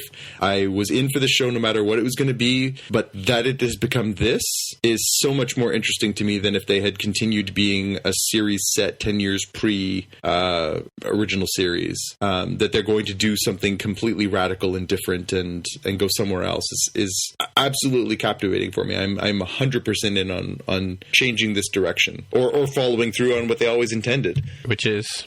Well, I assume that, it was the intention of the creators of the show to do this, and it wasn't just them sort of, changing course midway through and saying, okay, well, now it's not a prequel anymore. It's going to be this series about, us going 1,000 years into the future. The reality is that my frustration with Trek as a whole over the last 20 years has been this fascination with going backwards. I have no objection to the work that J.J. Abrams and his team have done on the films. I have no objection to what they did with Enterprise. I have no objection to what they've done in this series. I think it's all good in its own way. However, I liked that the series were progressively going forward before that. From 1987 to 2000 and, I don't know how many, you tell me, 2002, 2003, to the end of Voyager, it was all about moving forward. And the movies, and. And then for the last 15, 16 years, it's all been about going backwards. And I don't think that is in the spirit of what this show has always been about. True, yeah, true. And then they run into all these problems. Again, we talked about it here. Everybody on the show talks about, if they had a spore drive, well, how come you can explain they didn't have a spore drive and they could have used a spore drive to get, things happening and they could have looked it up here and blah, blah, blah. I'm just as happy if they keep moving forward. They don't have to keep talking about all these retconning things and changing history and all time paradoxes and all this. Like, you don't have to do that anymore. You can just go forward. That was the best part of TNG, of Deep Space Nine, of Voyager, of all these series moving forward, was that they were moving forward. And you didn't have to explain it as, we have to undo something. It was always just about, well, we just invented that yesterday. That's why we have it. So the idea that we're going to see 1,000 years into the future of Star Trek next season is the most captivating thing I've heard about Star Trek in 20 years. How it plays out, what that means. Now we can speculate, and I think we will, how this ties into what we saw on that other short trek where the ship was abandoned and, the ship has evolved and all these other things. How that all plays out, what it means. So I have a question, though. Yeah. When the day shift is done, who runs the Enterprise or Discovery? Well, so that's the thing that I thought was a little confusing, though, because last episode it seemed like they were really going down to a skeleton crew. Yeah, like this episode, it seemed like there was many more people on board. Because if you look at the number of people that were, like, for example, in the sick bay, and when they started giving in the reports of all the people on the different decks that were being hurt or injured or everything else, it seemed like it wasn't like a dozen people. It seemed like it was like the whole crew. My impression is that the entire crew of Discovery stayed aboard Discovery. I think what we saw in that was that was the bridge crew. That scene where basically they're like, we're all staying. I think that was supposed to symbolize the entire crew is staying. Right. Because to me, it doesn't make sense that there were still that many people on board. I was confused at the beginning of this episode for that same reason. I thought, didn't we just speculate that there was, less people on board because they had all said they were staying behind or whatever? I got the impression that was the case, but in this episode, it clearly seemed like there was still dozens upon dozens of people aboard Discovery. Yeah, I think in your mind's eye, since they didn't show it in the actual show, just remember that scene where the Discovery sidles up up to the Enterprise, and then everybody's going across the little walkways. Just do that, but in reverse. Everybody, moonwalking backwards, and then the connectors furling back up. Yeah. So I don't know. I mean, now that we have a chance to step back, I mean, it's still pretty fresh, but we have a chance to step back from this whole season. What do you guys make of it? I mean, were you happy with the way that it all tied together, that it all, wraps up this way, and that we're going somewhere else? Or are you disappointed that we're not going to be in this time span, time era of Star Trek anymore? Or what do you think of it? Well, I think I've said before that I like the fact that they've minimalized the effect of the Klingons, right, in this episode, in this series. I mean, they've had 3 episodes or 2.5 episodes that involve Klingons, right? Because they got the time crystals, yes, and they had this big ass ship show up in this battle. Yeah. Unless that was just it was really close to the Enterprise or something. But I think it was supposed to be like L'Rell's flagship or something. Yeah, but so they had the episode with L'Rell and Ash about the baby, right? And that was pretty much it for for that. And I liked the play with time and how they tied in most of. So did they tie in Calypso because the ship's 1,000 years in the future now? I wonder. Well, that's the question, right? Yeah. So and what about Harry Mudd? We never did get him back in here in this season, but right. I did enjoy it. I mean, the whole sort of mystery of the Red Angel.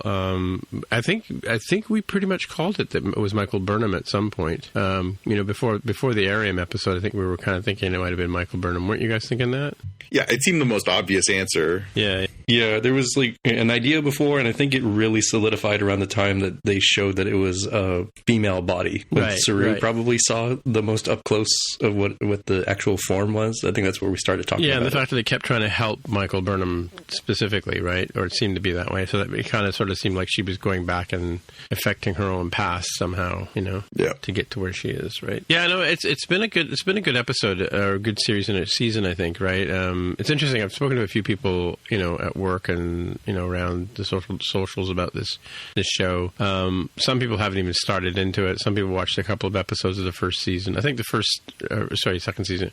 The first season kind of turned a bunch of people off because it had that sort of weirdness with the other universe and that kind of stuff, right? And it didn't really enter into this one. Like it kind of, I think we talked about where's the Terran version of Michael Burnham. We don't know where she is, right?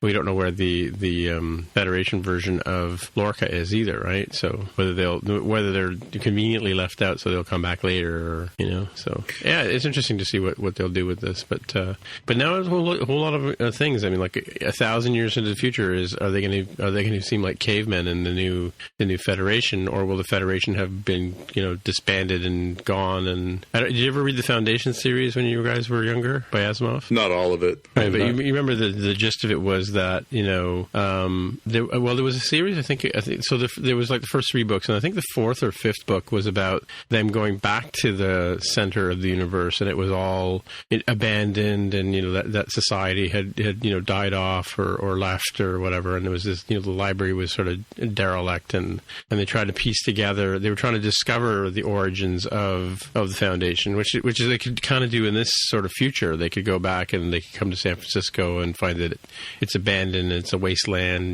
due to nuclear war or whatever. James Cameron and his Terminators are taken over or something. You know what I mean?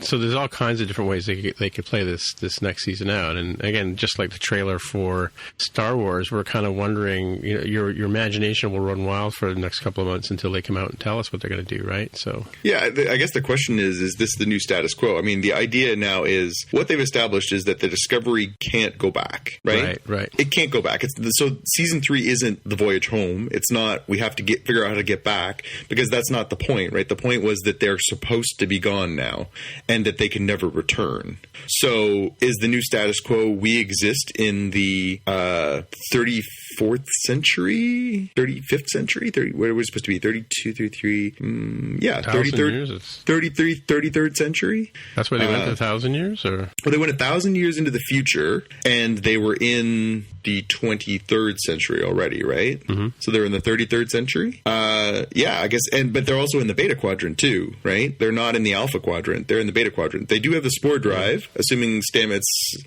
survives the hole that was in him. Right. Oh, okay, yeah. Do they have Amazon and Skip the Dishes in the future? I mean, really, how could they not?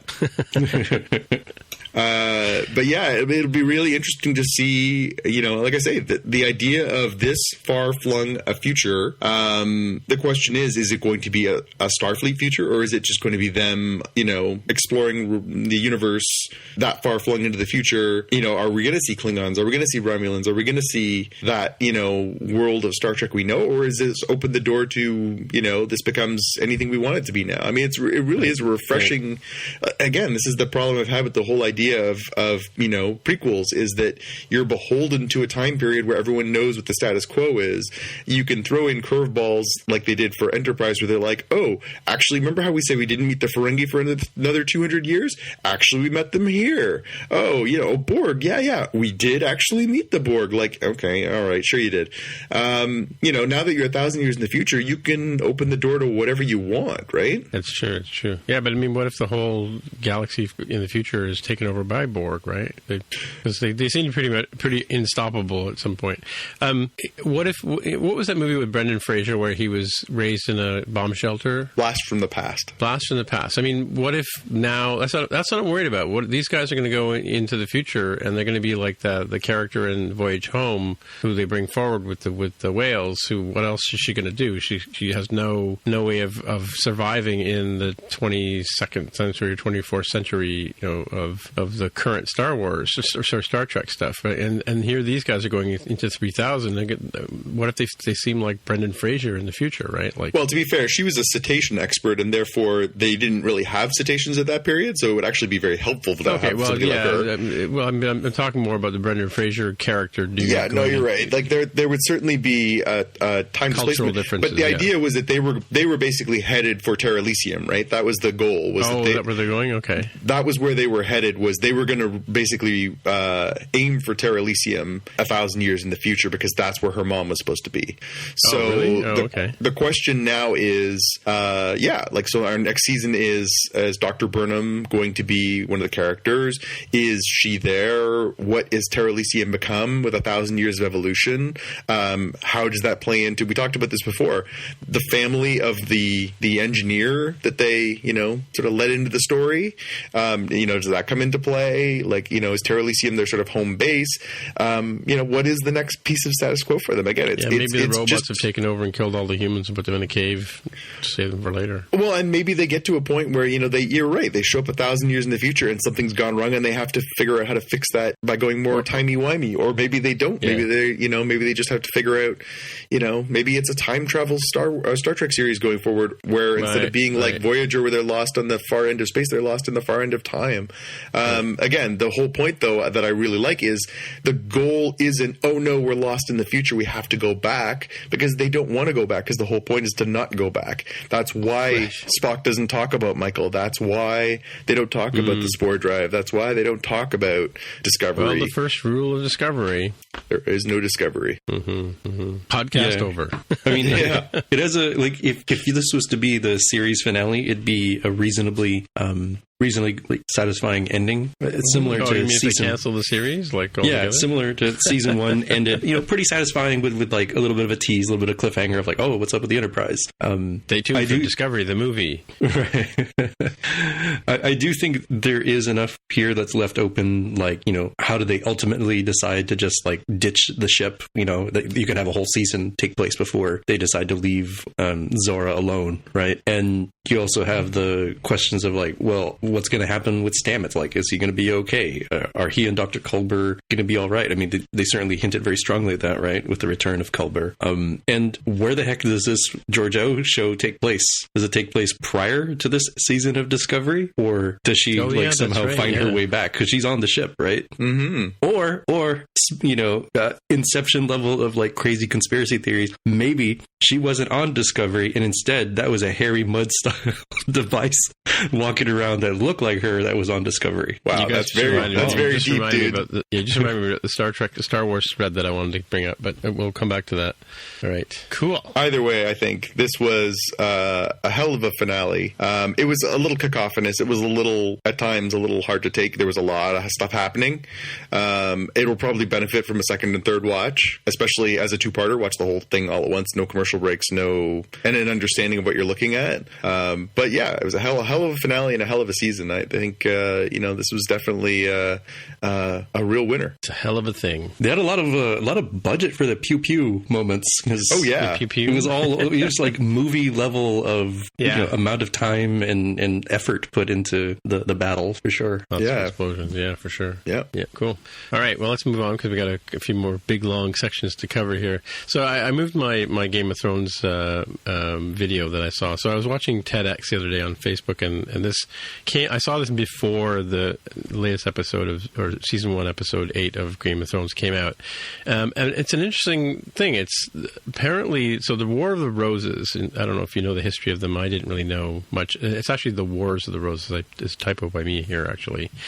So on the TEDx, they actually talk about the War of the Roses, and it's about a king a real life king in England who died after his son died. So his son dies, and then the king dies, and so the heir to the throne is this child, right, who is too young to be king, and the prince who died, his brothers argue about whether they should have been the actual heirs to the throne, and so the family has the crest as a rose, and they split off into this red rose and white rose family, and one of them is called Lancaster, which is the Lannisters, right?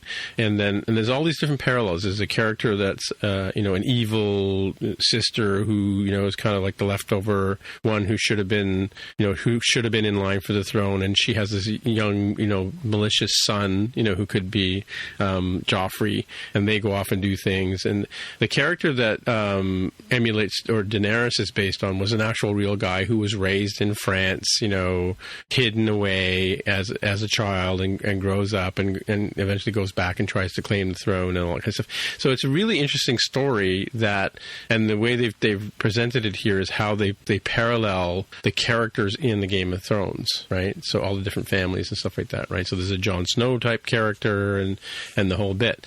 The only thing that's missing is the Ice Walkers, right? So yeah, definitely if you're interested in Game of Thrones in any way, I suggest you watch this little video. It's kind of an interesting story based on real life, English history that led to the inspiration behind the Game of Thrones.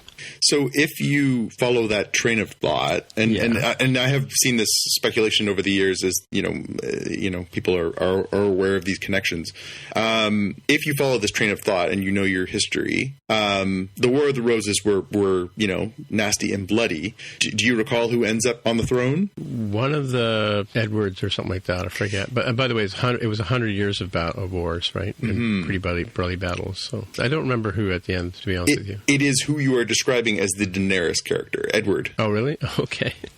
Right. So it is interesting if you go through and you look at this. I think it was Edward IV. If you follow along through this, there are a lot of connections and correlations. It doesn't obviously follow strictly. It follows very loosely. Dragons, yeah. No dragons and everything else. But it is. I mean, it was one of the most bloody battles for who will sit on the throne in English history, global history for that matter.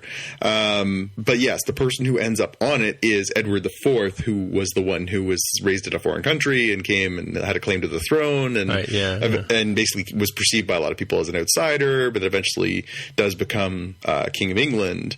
Reunites the Roses, exactly, yeah. Yeah, so you have to wonder a little bit as we now segue into our look at Game of Thrones Season 8, and we're down to the last 6 episodes.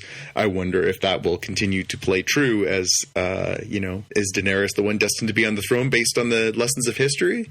Yeah, I don't know. So, yeah, getting into this one, there was, was basically a lot of homecoming bits. Jon Snow and Daenerys come back with 2 dragons. Everybody's like, jaws are agape as the dragons are flying overhead, and they bring the Unsullied to Winterfell, right? And it starts out, actually, we probably should go to the very beginning. You know how they have that sort of animated, map at the very beginning of the show. This one was quite different.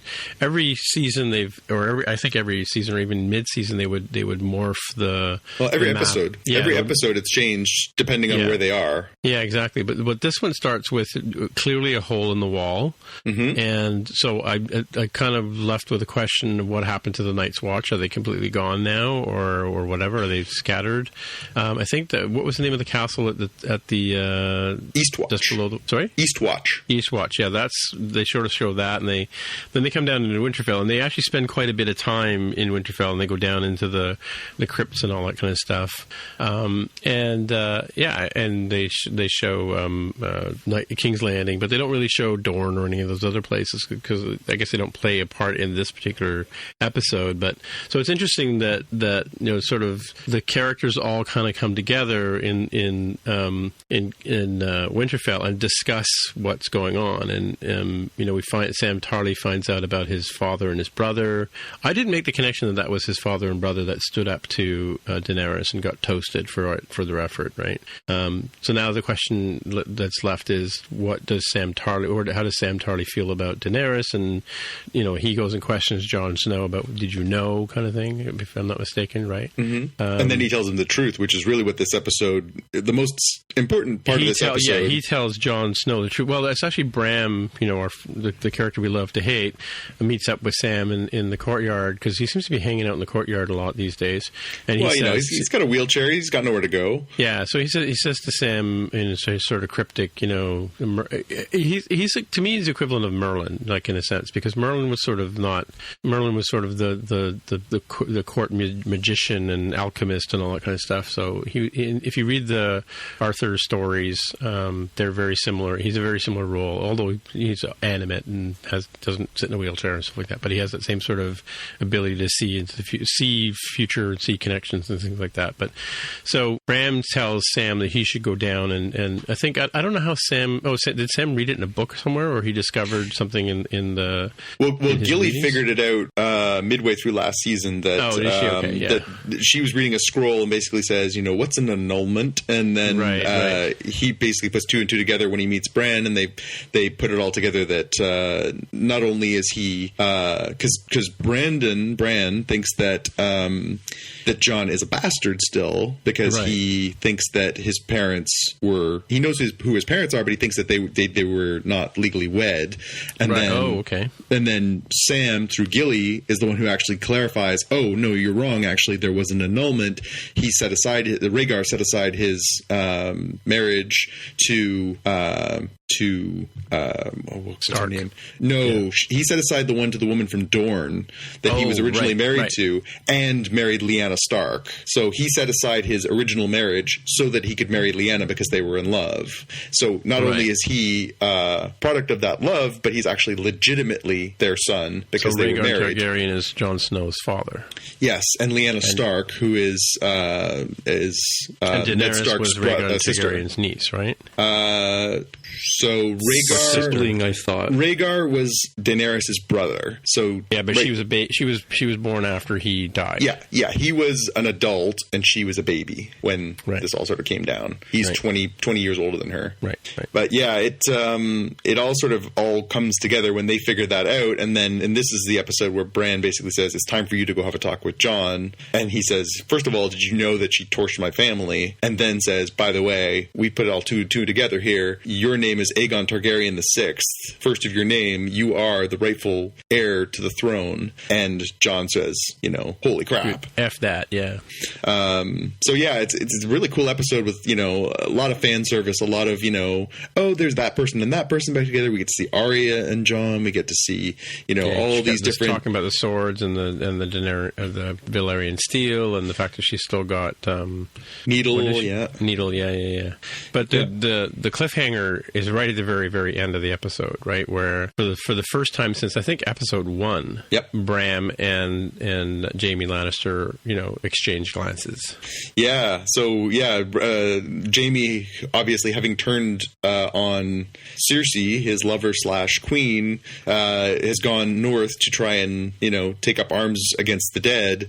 He is in disguise. He's dyed his hair and he's wearing a hood.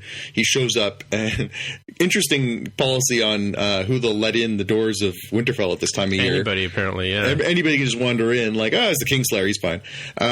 He walks in the door and then is sort of looking around, and he's like, having a look around, and then he looks across the courtyard and comes eye to eye with, Brandon, who's, of course, at that point, looking like his sort of creepy catatonic self.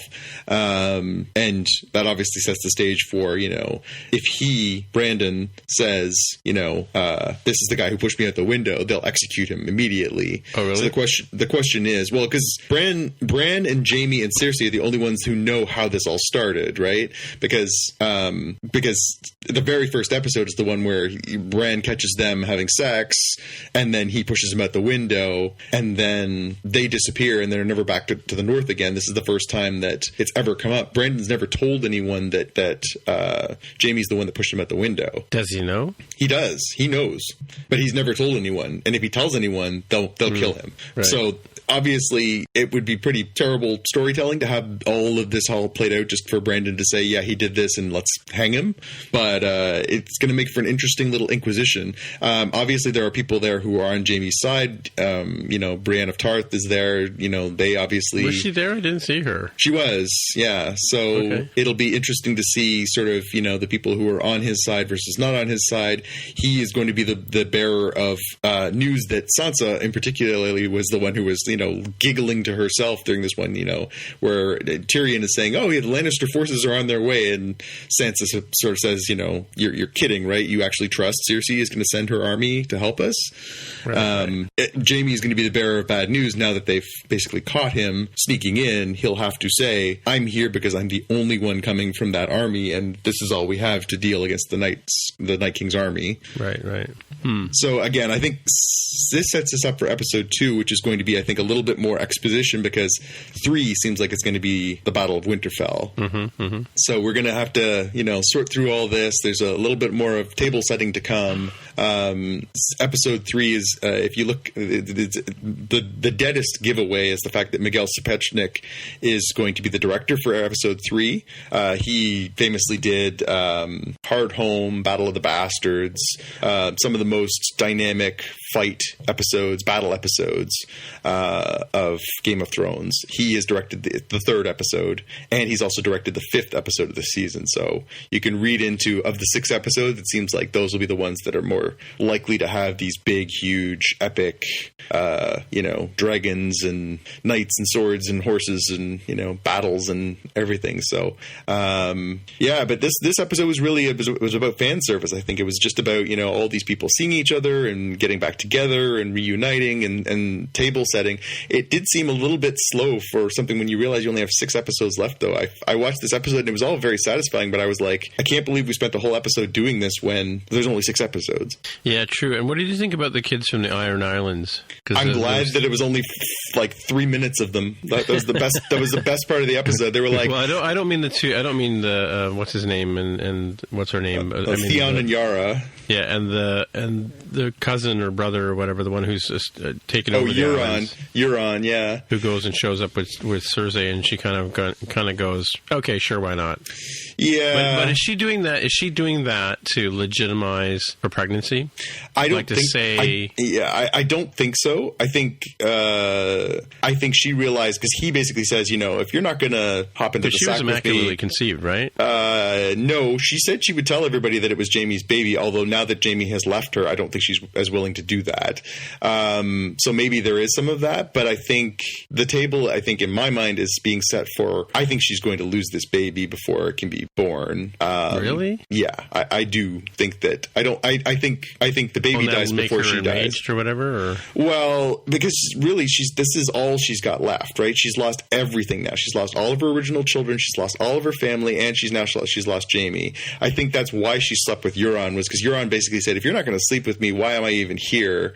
And she realized, like, I'm running out of allies, strength, and, the ability to have any kind of power or clout.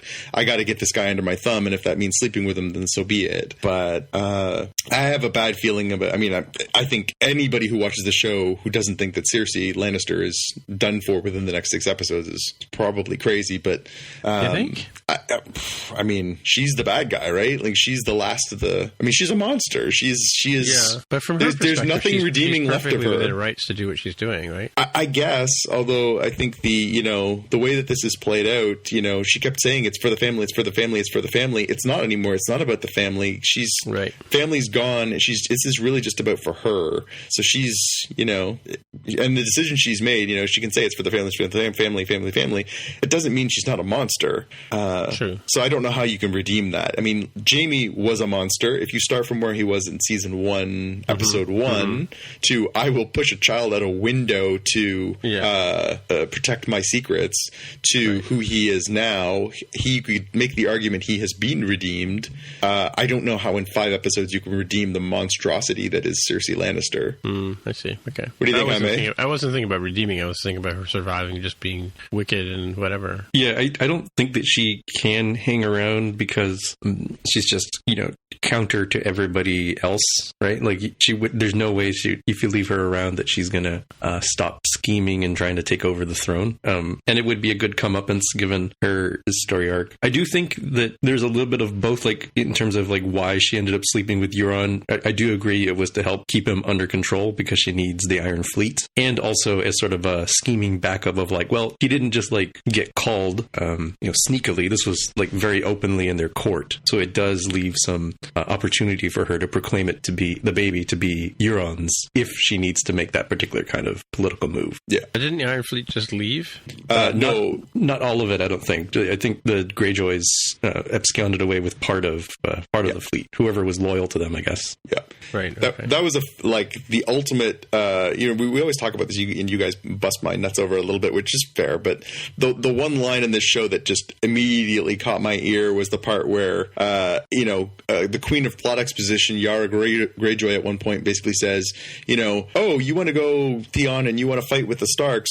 Well, let them know that if things go badly, they can always come to the Iron Islands and have a place that's safe to stay. Again, you don't say that kind of stuff unless it's going to come back around. That's just dumb. So that was a really weird little plot exposition-y, we had to shoehorn this line in here, you don't say that stuff unless it matters kind of moment for me. If you look at the way that the season's mapped out, 6 episodes, it looks like it's building towards the Battle of Winterfell, the dead versus the living at Winterfell. And then there's going to be another battle in episode 5. You have to think that, at some point, maybe episode 4, they are going to end up on the Iron Islands regrouping and trying to figure out how to finally stop the Army of the Dead. Because the part that hasn't been communicated... can't swim or something? Well, that's the theory, although the part that hasn't been added up for anybody here, because the only people who know this is the truth are currently at the Reach, or not Reach, the Last Hearth, is Beric Dondarrion and what's his name, the leader of the Northerners. They're the only ones that know that the bad guys have a dragon. No, somebody says that your dragon is dead and it's turned into a. Yeah, Bran says it because he can see it. Yeah, he says it to Daenerys early in. Oh, there you go. So, because that one's oh no, the Iron Islands will be fine. Like, no, they won't. They've got a dragon. They'll fly over and they'll just burn the Iron Islands to the ground. Like, well, and also when they went to, didn't they walk underwater when they were trying to go, when the guys were on the island and on that ice? Yeah, how did they think they got those chains wrapped around the dragon? Well, yeah, because they were all walking underneath the ice, right? Yeah, right, but like not floating, right? Like the ice may not have been that thick, or the water may not have been that thick at that part because they were to land, but everything we've seen of the Iron Islands, like they're pretty steep. Like, they're like the they'd have to make a white ladder, WIGHT ladder of like they can just climb up each other like ants or something. Yeah, like doing it from the ocean. I think it's going to be interesting to see how this all plays out. But really, I think the fascination is how they bring all this together. How do they land this in 5 more episodes? Now, granted, those 5 episodes are the length of about 7 regular episodes, so there is going to be a lot of stories to still to come in this season. But how do they bring this off in a satisfying fashion? How do they, who do they let live? Who dies? I don't have a good feeling about how this Battle of Winterfell is going to go. It seems like, what is coming down towards them, especially if they're not going to get the Lannister army to support them. It seems like it's all going to end pretty badly for them there. And there's been some speculation, and I think it's an interesting sort of thought process is, the crypts of Winterfell are filled with dead people. Yeah, I was just thinking about that. What if they get animated, right? Yeah, I mean, are we ready for like the headless corpse of Ned Stark to start rolling out of there? Well, yeah. By the way, did you? Oh no, when I went to queue up the episode, I was streaming it on a device, and I accidentally clicked on season 1, episode 1, right? And it's been so long since I've seen it that I thought, oh, this is new, right? What I was watching, but in the titles it had Sean Bean, and I went, wait a minute, isn't he dead? Yeah. What if Sean Bean comes back as an ice guy? It's conceivable, although, as I say, he was decapitated, so I'm not sure so how they would. Not so much. Okay. How they would swing that one, but several other members of the Stark lineage are waiting to be arisen. That could be a real key plot point to sort of pay attention to as we go, because there's a lot of potentially internal dead people that could start rising from those crypts, and then you're fighting a war on two fronts. You're fighting to keep them from attacking you through the walls, and the ones that are inside too. So it could be really interesting to see how this little stretch plays out. But I wonder how this next episode plays out, if it's going to be more table setting, or if we're actually going to start getting some momentum towards towards a finale here. As you say, it's down to two locations, right? It's Winterfell and it's King's Landing. And even in King's Landing, it's not exactly really happening. It's palace intrigue, but it's not like the action scene. Right, yeah, no, for sure. I'd love to see a curveball this week where you think that the dead are all going to, march towards Winterfell, but the army's split and half of them are headed for King's Landing or something. Like, I'd like to see something that we aren't expecting, or that the Night's King has taken the dragon there while the walkers are all headed for Winterfell or something. Just something where you're like, oh, I didn't see that coming, but it's, you think it's all going to be heading down towards, like, they're just going to march in a straight line. They're like, okay, well, first we'll do the East Watch, and then we'll walk down to Winterfell, and then it's like they know the pathway or something. Sure, I'd like it if they threw us a curveball this week. Yeah, well, we'll have to wait and see. Actually, I don't know how I'm going to even watch the episode. I'm going to be, mind you, I'll be laid over in Vancouver, so I'll be able to watch the episode at some point. Yeah, I have like an 8-hour layover in Vancouver on my way out to Hawaii. Also not sure what we're going to do next week about podcasting, but before we run into actors in a podcast length, can we really whip through the Orville? I have a question I want to ask in the after show, I think, and then we should do the watch list. So are we going to do the Orville this week? We do the 30-second Orville recap? Yeah, I like the recap is, Marina Sirtis was a school teacher, Topo was a dick, and then by the end of this episode, he was less of a dick. So yeah, that was my 8-line synopsis.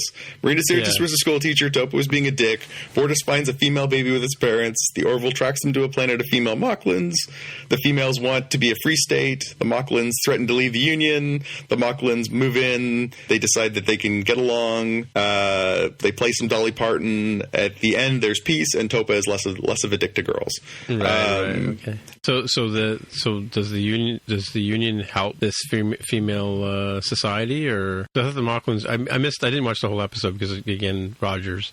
But where I left off, they had just found them and they were going to go and make their case to the Union, but the Mocklin were showing up to blow them up or something, or yeah, the Mocklins basically say like, that they are, the idea of them escaping is against their laws, and they don't think they should be, heard, that they don't have any rights, that they have, broken the law. And then, the Mocklins basically say like, we're going to go in there and apprehend them.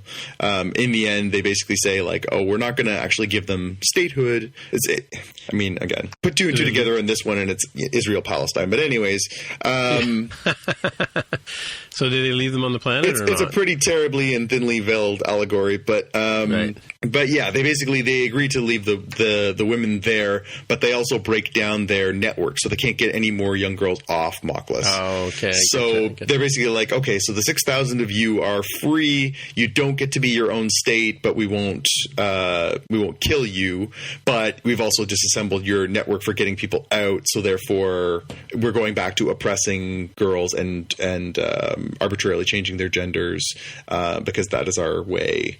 So much ado about nothing in the end. Nobody's satisfied. Again, see Palestine/Israel. I don't know. Jaime, you're always the prime defender of this. I still can't get over it. I looked online this last week. I read 3 articles that were just glowing endorsements of the Orville about how it is this throwback to a halcyon day of sci-fi storytelling, and it is the best science fiction show on television. And I threw up in my mouth a little bit. I don't understand. Like, I don't think it's terrible. It's certainly watchable, and I do like some of the characters, and it can be funny. It's the Gilligan's Island of Star Trek for sure. Yeah, it's eminently watchable. It is highly digestible. It is again, the people who are writing for it, a lot of the people who write for it are former Star Trek writers. A lot of the people who are working on it, they've had now easily 6 or 7, maybe more guest stars from the Star Trek universe. It's clearly it's doing a thing that people like and are responding to. But to me, it just feels like just the cheapest form of sci-fi storytelling. Like, it's just so not. In the same way I was just describing my lack of enjoyment for what Star Trek had been doing the last 15 years by going backwards. This is the ultimate version of going backwards. It just keeps going and doing the same thing over again that we were getting in 1987. Well, storytelling and we as human beings have evolved into a more mature way of expressing ourselves. I don't need 1987 storytelling. If somebody was like, hey, I'm going to do a brilliant homage to original Trek, I'd be like, great. I don't really want stories that have all the nuance of a 1960s science fiction story. We've evolved from there. So anyways, I'll get off my soapbox, but I can't believe the number of people who gushingly talk about this show as if it is the greatest science fiction product available right now. In my opinion, it truly just is not. But yeah. Jaime, as a resident defender of the Orville, so I'm not going to make counterpoints on everything you say, because I do think we're not going to judge it. Just very true. So, as I've said before about the comfort food nature of the Orville, I sit as one of the rare few who enjoys Discovery and the Orville. It seems like online there's a lot of rivalry and combativeness between the two fandoms. For me, I have seen in the last 5 years or so people looking back at Star Trek Voyager with a new light and a less harsh, a less critical light. And I don't know what it is. I don't know if it's people being nostalgic or people looking at things. All right, if you remove the hype, now just watch it on its own merits. And people are finding some joy in Voyager. And I think if you're out there listening and you find joy in Voyager, then I think you have to like the Orville, right? Because it suffers from the same sort of things that you just talked about, Jonathan. It suffers from, hey, this storytelling is basically like TNG, except TNG is now, 30 some odd years ago, whereas Voyager was only a handful of years divorced from TNG, right? So I think it's where it may have been not so fresh then, now it's kind of so old now that it's like retro and it's comforting in that sort of way, like bell bottoms and other things. Yeah, I think people who wear bell bottoms also need to be questioned, but Hey, come on, there's nothing wrong with bell bottoms. If you're born in the sure, if it's 1976. Yeah, it's not bell bottoms anymore. Those came back, and then stuff from the 80s is kind of the majority thing, right? And so we have like Transformers, Bumblebee, Teenage Mutant Ninja Turtles. But the new thing that I'm starting to see now is 90s stuff is coming back. And I'm getting very irritated at these darn young high schoolers. Like, what? You can't be wearing that. We were wearing that in the 90s. Stop that. It's not new. It's old. Yeah. Yeah, and maybe it is part of that, it is a nostalgia thing. And I do, again, I completely understand the philosophy behind it. I watch Orville and I enjoy particularly the moments of levity. I do think that is something that has always been missing from some of these, science fiction shows. They take themselves very seriously. There's an earnestness that is not earned in some cases. I do enjoy the levity. However, it's the swing, right? Like, they go from these like dire situations. You can't just be talking about your penises for 5 minutes and then start talking about life or death situations and not have me be like, I can't. I can't invest in that same way. Like, the tension moments aren't as high if the lows are, you know what I mean? Like, it just doesn't have the same gravitas. See, to me, the problem with the Orville is like I talked about when I talked about the flying hip bones that the ships are, is, you know, my artist's eye looks at Bortus's head, and what's his partner's name? Clytus. Clytus. Was Clytus the one behind making Topa into a dick? I think he was, right? Oh, totally. Yeah. Clyden, yeah. But I mean, the Moclan character, like the shape of their heads, you know, I mean, like the heads are so big. If you look at go back and watch the show, the faces are so small because there actually are human faces, and yet the heads are so big. So it's kind of disproportional, you know. It's kind of like the Queen in Star Trek. You know, she had her eyes blink sideways instead of up and down. I mean, like there was a character in the Star Trek movie when Jim Kirk is being born. There was like a character where they had used no, I want to say Photoshop, but they had made the woman's eyes look bigger, so that looked more like she looked more alien than human, you know. Successfully in that sense, like, you know, because they had taken the time and effort to make that effect, right? But as I look at the Orville, it's kind of like it's too clean for one thing, right? It's the design of the ships are not.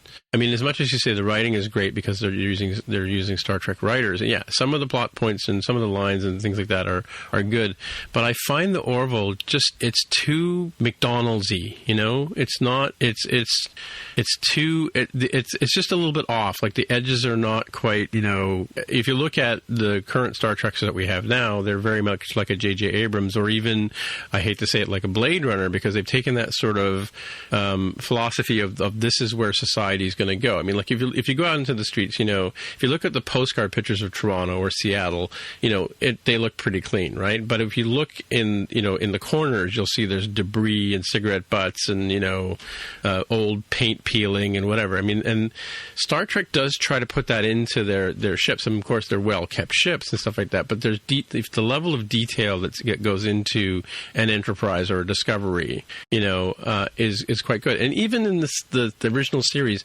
at the time, that was pretty futuristic looking stuff, right?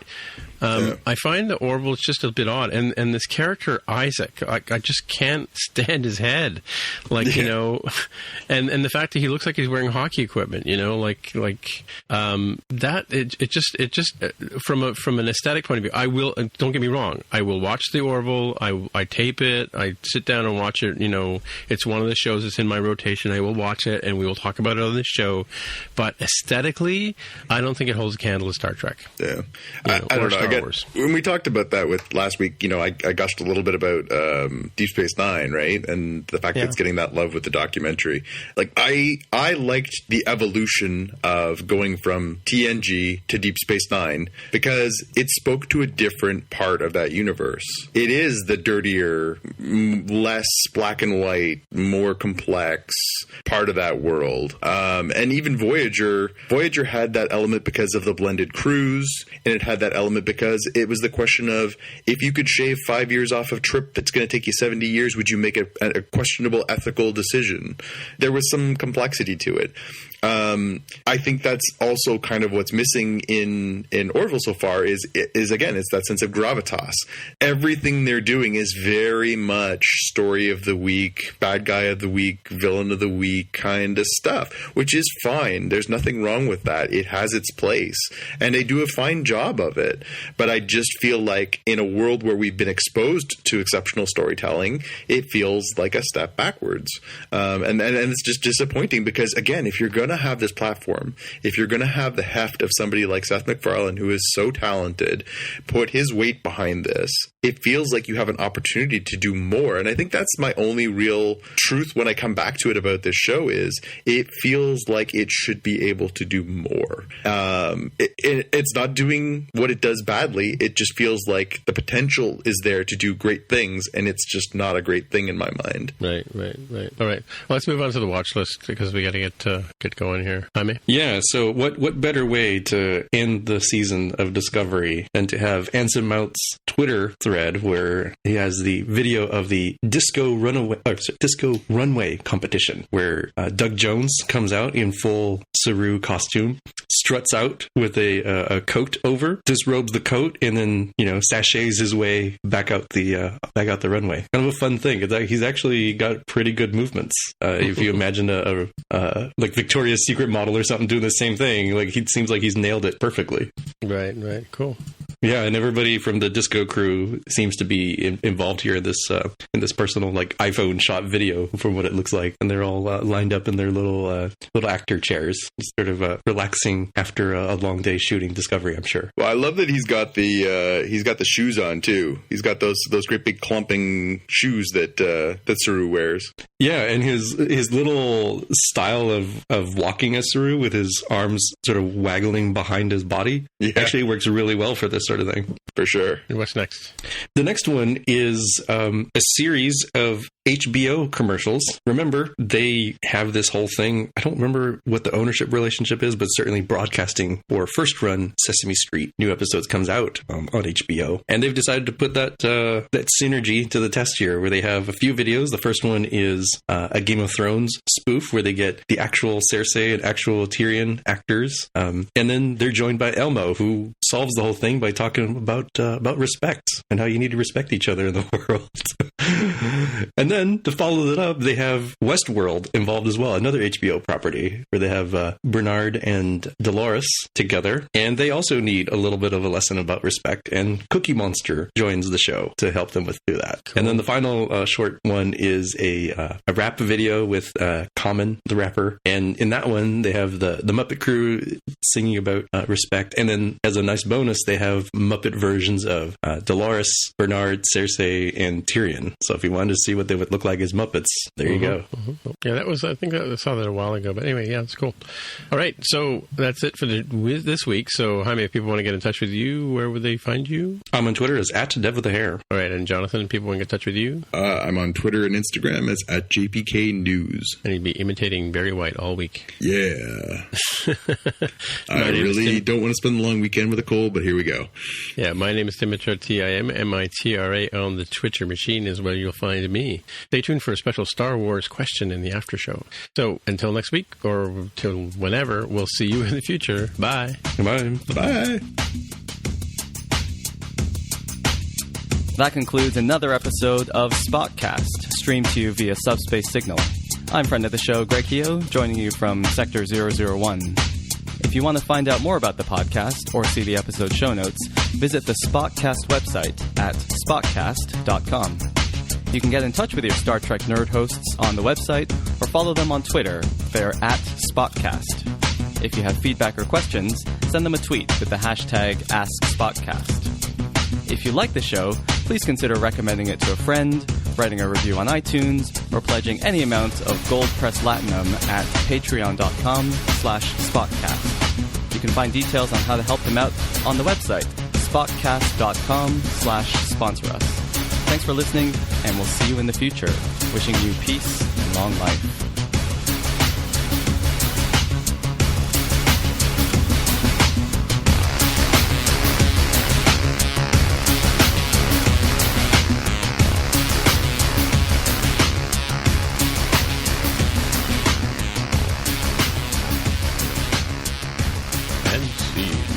So here's my question, and this is the part I forgot to ask you guys earlier, but it's a good thing that's in the after show now. And I don't know, this may have been already out there. This may have already been thought, but or discussed or whatever, but I don't know if we've ever discussed it. But here's my question to you. So given that in The Last Jedi, when Luke Skywalker, and I'm doing air quotes, dies, he just disappears and his clothing, his robe falls to the ground, right? And Obi-Wan Kenobi, when he's struck down by Darth Vader in A New Hope, he also just disappears and his robes drop to the ground. Yoda, when he dies, also does something similar, I believe, right? Yeah, he just disappears and his blanket falls. So given that we were in The Last Jedi, we had this, the ability to do the FaceTime calls, but they also have that new Apple feature where you could project your body into another part of the universe. My question is this: was Luke really on the island teaching Rey? And was Obi-Wan really on Tatooine and the Death Star teaching Luke and Yoda?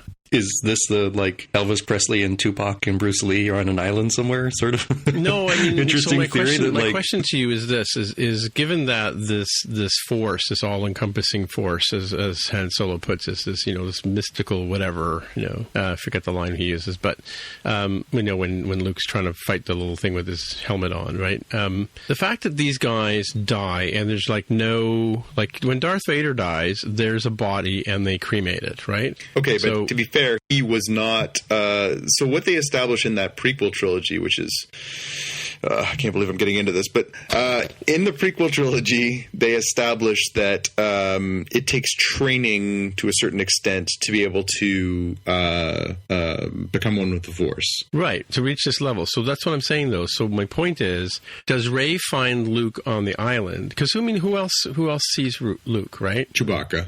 Okay. Well, but I mean, but does Chewbacca really see? Anyway. Yeah, they interact.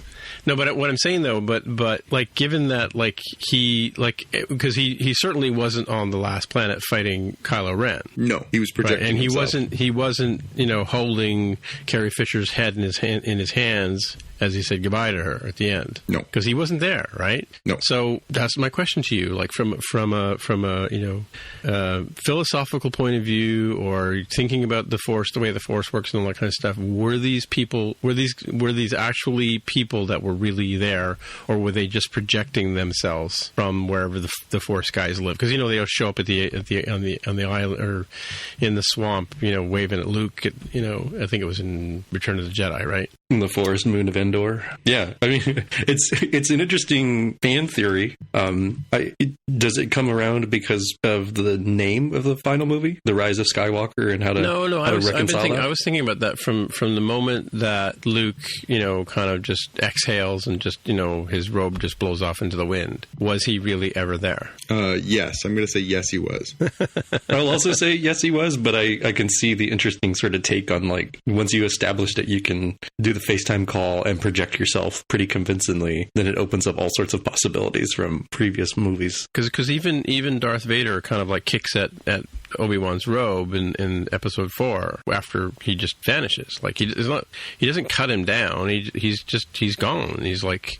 Yeah, I think the idea is that in that moment of his death, he chooses to merge with the Force, right? No, I get that piece, but conservation of mass and all that kind of stuff too, considering that, right? Okay, well, we've established that we're dealing with mysticism. I don't think you can apply the laws of physics, but or can you? I think I don't know. I mean, I think that I have been bothered since I was a little boy by the appearance of Anakin at the end of Return of the Jedi. Mm-hmm. That bothered me as like an 11-year-old, and it continues to bother me to this day. How is it conceivable? The idea would be that in the moment of dying, in choosing to save his son, that he is redeemed, and by being redeemed, he then becomes one with the Force. But then, okay, that's fine. Mm-hmm. I guess I can put up with that, although I still don't think I agree with the philosophy of that one. But if you want to go there, George, he was such a bad it's your dude story, in life, right? Yeah, George, it's your story. If you want to do that, if you think that one act redeems a lifetime of monstrosity where you literally murdered children, sure, okay, fine. Yeah, it's the equivalent of Harvey Weinstein appearing in with them, right? Yeah. So, to be fair to Mr. Weinstein, not a child murderer, but so then you go into this prequel trilogy where they establish that it's not something that every Jedi can do. Like, not every Jedi becomes a Force ghost. Not every Jedi has the ability to live on beyond mortal life. That you actually have to work at it and train at it. So the idea is that Yoda and Obi-Wan, in their time of isolation, are training themselves through the Force, their meditations, their development. Yeah. They are working towards this so that when they finally die, they can become one with the Force and extend their lives or existences in this way. Mm-hmm. So if that's established as canon, again, how the heck are we supposed to take it that Anakin, by doing one good thing in a lifetime of monstrosity and petulance and fear and anger and hate and all these other things, suddenly gets the same lineup as them? Yeah. But coming back to my original question, when Alec Guinness walks into the valley to rescue Luke and finds, R2-D2 this bothers me. Can't remember that he owned a droid, but the my point is is it not conceivable that Obi-Wan's energy could have manifested himself into the figure of Alec Guinness and participated in the movie in order to guide Luke on his way to becoming a Jedi, right? Because at the point that Uncle Ben says all the Jedis are dead and gone, right, and that there was a guy named Ben who lived off in the woods, but nobody's seen him for years, kind of thing, right? Yeah. So I don't know. I mean, I will say the one thing that I do like about this new trilogy is that J.J. Abrams and Gareth Edwards, who did the second one, have made a point of saying that they aren't beholden to what you understand as the rules of the Force. So when people were like, oh, how come all of a sudden people can use the Force to have, FaceTime calls? How come people all of a sudden can use the Force to, teleport their, appearances across the galaxy and stuff like that? And they're saying, how do you know they couldn't do that before? That just nobody was powerful enough or knew to do that. Okay, fair enough. Yeah. Or needed to, or, again, like... Or even the general pulling herself towards the ship when she gets blasted out into space. Exactly right. What they're saying is basically like, just because you've never seen that before, it doesn't mean that it couldn't be done. And also, necessity is the mother of invention in a lot of these cases. These are very powerful people with this ability. If they need to do it, who's to say they can't do it?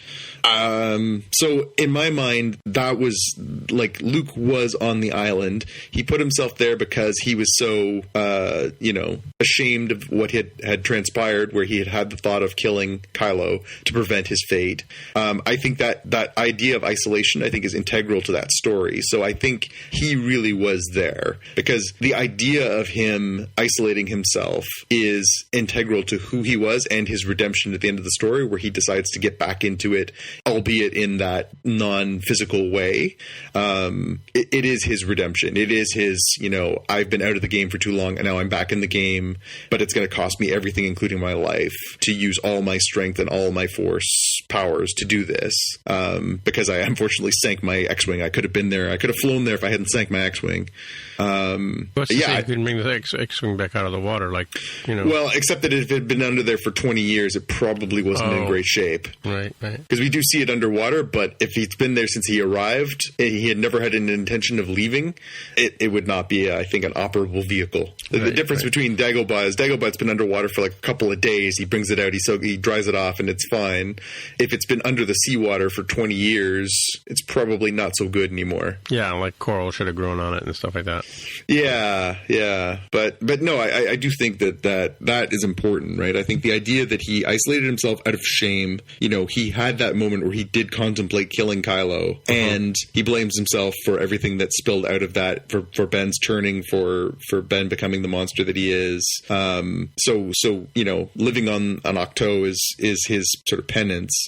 I tend to think that he really was there because of that, because he did feel that shame. And I'm not sure. I mean, again, Obi-Wan, I think, again, just because, it's sort of established through all the other canon, through the Clone Wars and the Rebellion or Star Wars Rebels and stuff like that, he went to go live out in the on the edge of the Dune Sea because he was there basically making sure that nobody came and messed with Luke, right? Right, yeah. Like he made the choice, like, this is what I'm going to do now, is I'm basically going to live here, I'm going to meditate all day, I'm going to figure out how to become one with the Force by doing that, and I'm going to make sure that nobody messes with Luke while I'm here. So, interesting theory, but I tend to think that it's probably more along the lines that it's extreme uses of the Force that not everybody can do. Okay. Any thoughts, Jaime? I mean, I agree that it was not the case that he was always projecting somewhere, right? That he was actually in the island on Ahch-To. All right. Have to see what you guys think when you watch the movie next time. Yeah, it does make me want to rewatch it, though. Yeah. I must admit, I think I've only watched Last Jedi maybe 3 times, so maybe I need to watch it a couple more times and soak it in a little more. Yeah. I mean, there was a lot of hugging and, gee, what should we do now kind of stuff, right? Mm. Yeah. So what time was Game of Thrones on for you in Seattle there, Jaime? I misjudged it. I thought it was coming out at 9 p.m., but I guess that must have been 9 p.m. Eastern. Does it stream live everywhere on HBO now? Yeah, I think the idea is that basically once it goes live one place, it goes live every place. Okay, so then that would have been 6 p.m. my time then, because I went on slightly earlier. I think I was setting up my HBO Now account at like 8:30 and say, hey, what the heck? This episode's already here? Oh, maybe that was 9 p.m. Eastern that I saw. So, yeah, I'm assuming it's 6 p.m. here, but I don't know that for sure because I haven't sat and watched it. Yeah, I think I might have to be on a plane at that time, so don't know if I'll be able to watch it. Unless they show it on the plane, I don't know. or you get like an early leak somewhere on the torrents, right? Like we were discussing earlier. Yeah. Now, Jaime, we talked about that. That's illegal. In Canada, yeah. Yeah, you're trying to get me in trouble, aren't you? I have to go hide in the United States now. Purpose of your travel, sir? Hiding from the cops, man. From the Game of Thrones cops. So Jaime, are you doing the big Marvel cinematic binge to get yourself ready for Endgame then? Well, I'm not doing a binge, but my plan is to see Captain Marvel this weekend. Right. And prepare myself for that. But I've seen every other Marvel movie. Right. So I'm good. I'm not going to do like the crazy, like 32-hour binge or whatever hours it is for 18 movies, so like 34 hours probably. Yeah. You've seen Captain Marvel at all, or? No, I haven't. I was in Japan probably when it came out, I think. Yeah, I think that's right. Oh, you mean the last? Oh, Captain Marvel. I was thinking Captain Marvel, not Shazam. I was thinking of the other Captain. Cap. What's his name? Captain America. Yeah, him. Yeah. No, I've seen all of the Captain America movies. Okay. Oh, you still haven't seen Captain Marvel? Okay. Yeah, so I wanted to see that prior to Endgame, since it seems like she's so critical to Endgame. So get myself up to speed there. Yeah. Yes, sir, Bob. All right. Well, I think we should sign off. All right. Well, let me know what you guys want to do going forward. Again, we've got our tickets. Is that this weekend, or when is that? No, it's a week from tomorrow. It opens a week from tonight. Avengers does a week from tonight, and then Xavier and I are going on a week from tomorrow. I keep forgetting I got to send those tickets over to my friend. Who's going to? Are you going to try and see it in Hawaii? I'll try. Yeah, I'll probably pop into a theater, even if I go by myself. Yeah. Right. Who needs friends? Hey, you'll have your new Hawaiian friends. Oh, it's funny. I went to see when I saw Don Quixote. A friend of mine, the guy I was sitting next to, I said I go see movies by myself all the time. He says, yeah, so do I. Like, you're not talking to people during a movie. Yeah. Except you and I banter back and forth. Yeah, it's true. All right. Yeah, we do our Mystery Science Theater version of the movies. Yep. Alrighty then. So we'll talk to you guys later. All right. Take care, guys. Later. All right. Bye. Gear Patrol calls their new dive watch the best sub-$500 dive watch. Full stop. Men's Health rated them as the most stylish solar watch in the game. Who are we talking about? It's Movement. They're leveling up your gift giving with the sleekest watches you can buy and the biggest deals of the season. From their innovative ceramic materials to sexy automatic divers, from ultra-thin dress watches to solar-powered statement pieces, and everything in between, Movement is making sure you're the good gifter this year. For your family, your friends, or for yourself. And now you can take advantage of 30 to 50% off Movement's California clean watches, jewelry, and accessories to get them a gift they'll never forget. With fast, free shipping and returns and amazing bang for your buck, Movement makes for a relaxed shopping experience. And with one-size-fits-all watches, it's an easy, elegant gifting experience too. Shop 30 to 50% off now at mvmt.com. That's mvmt.com.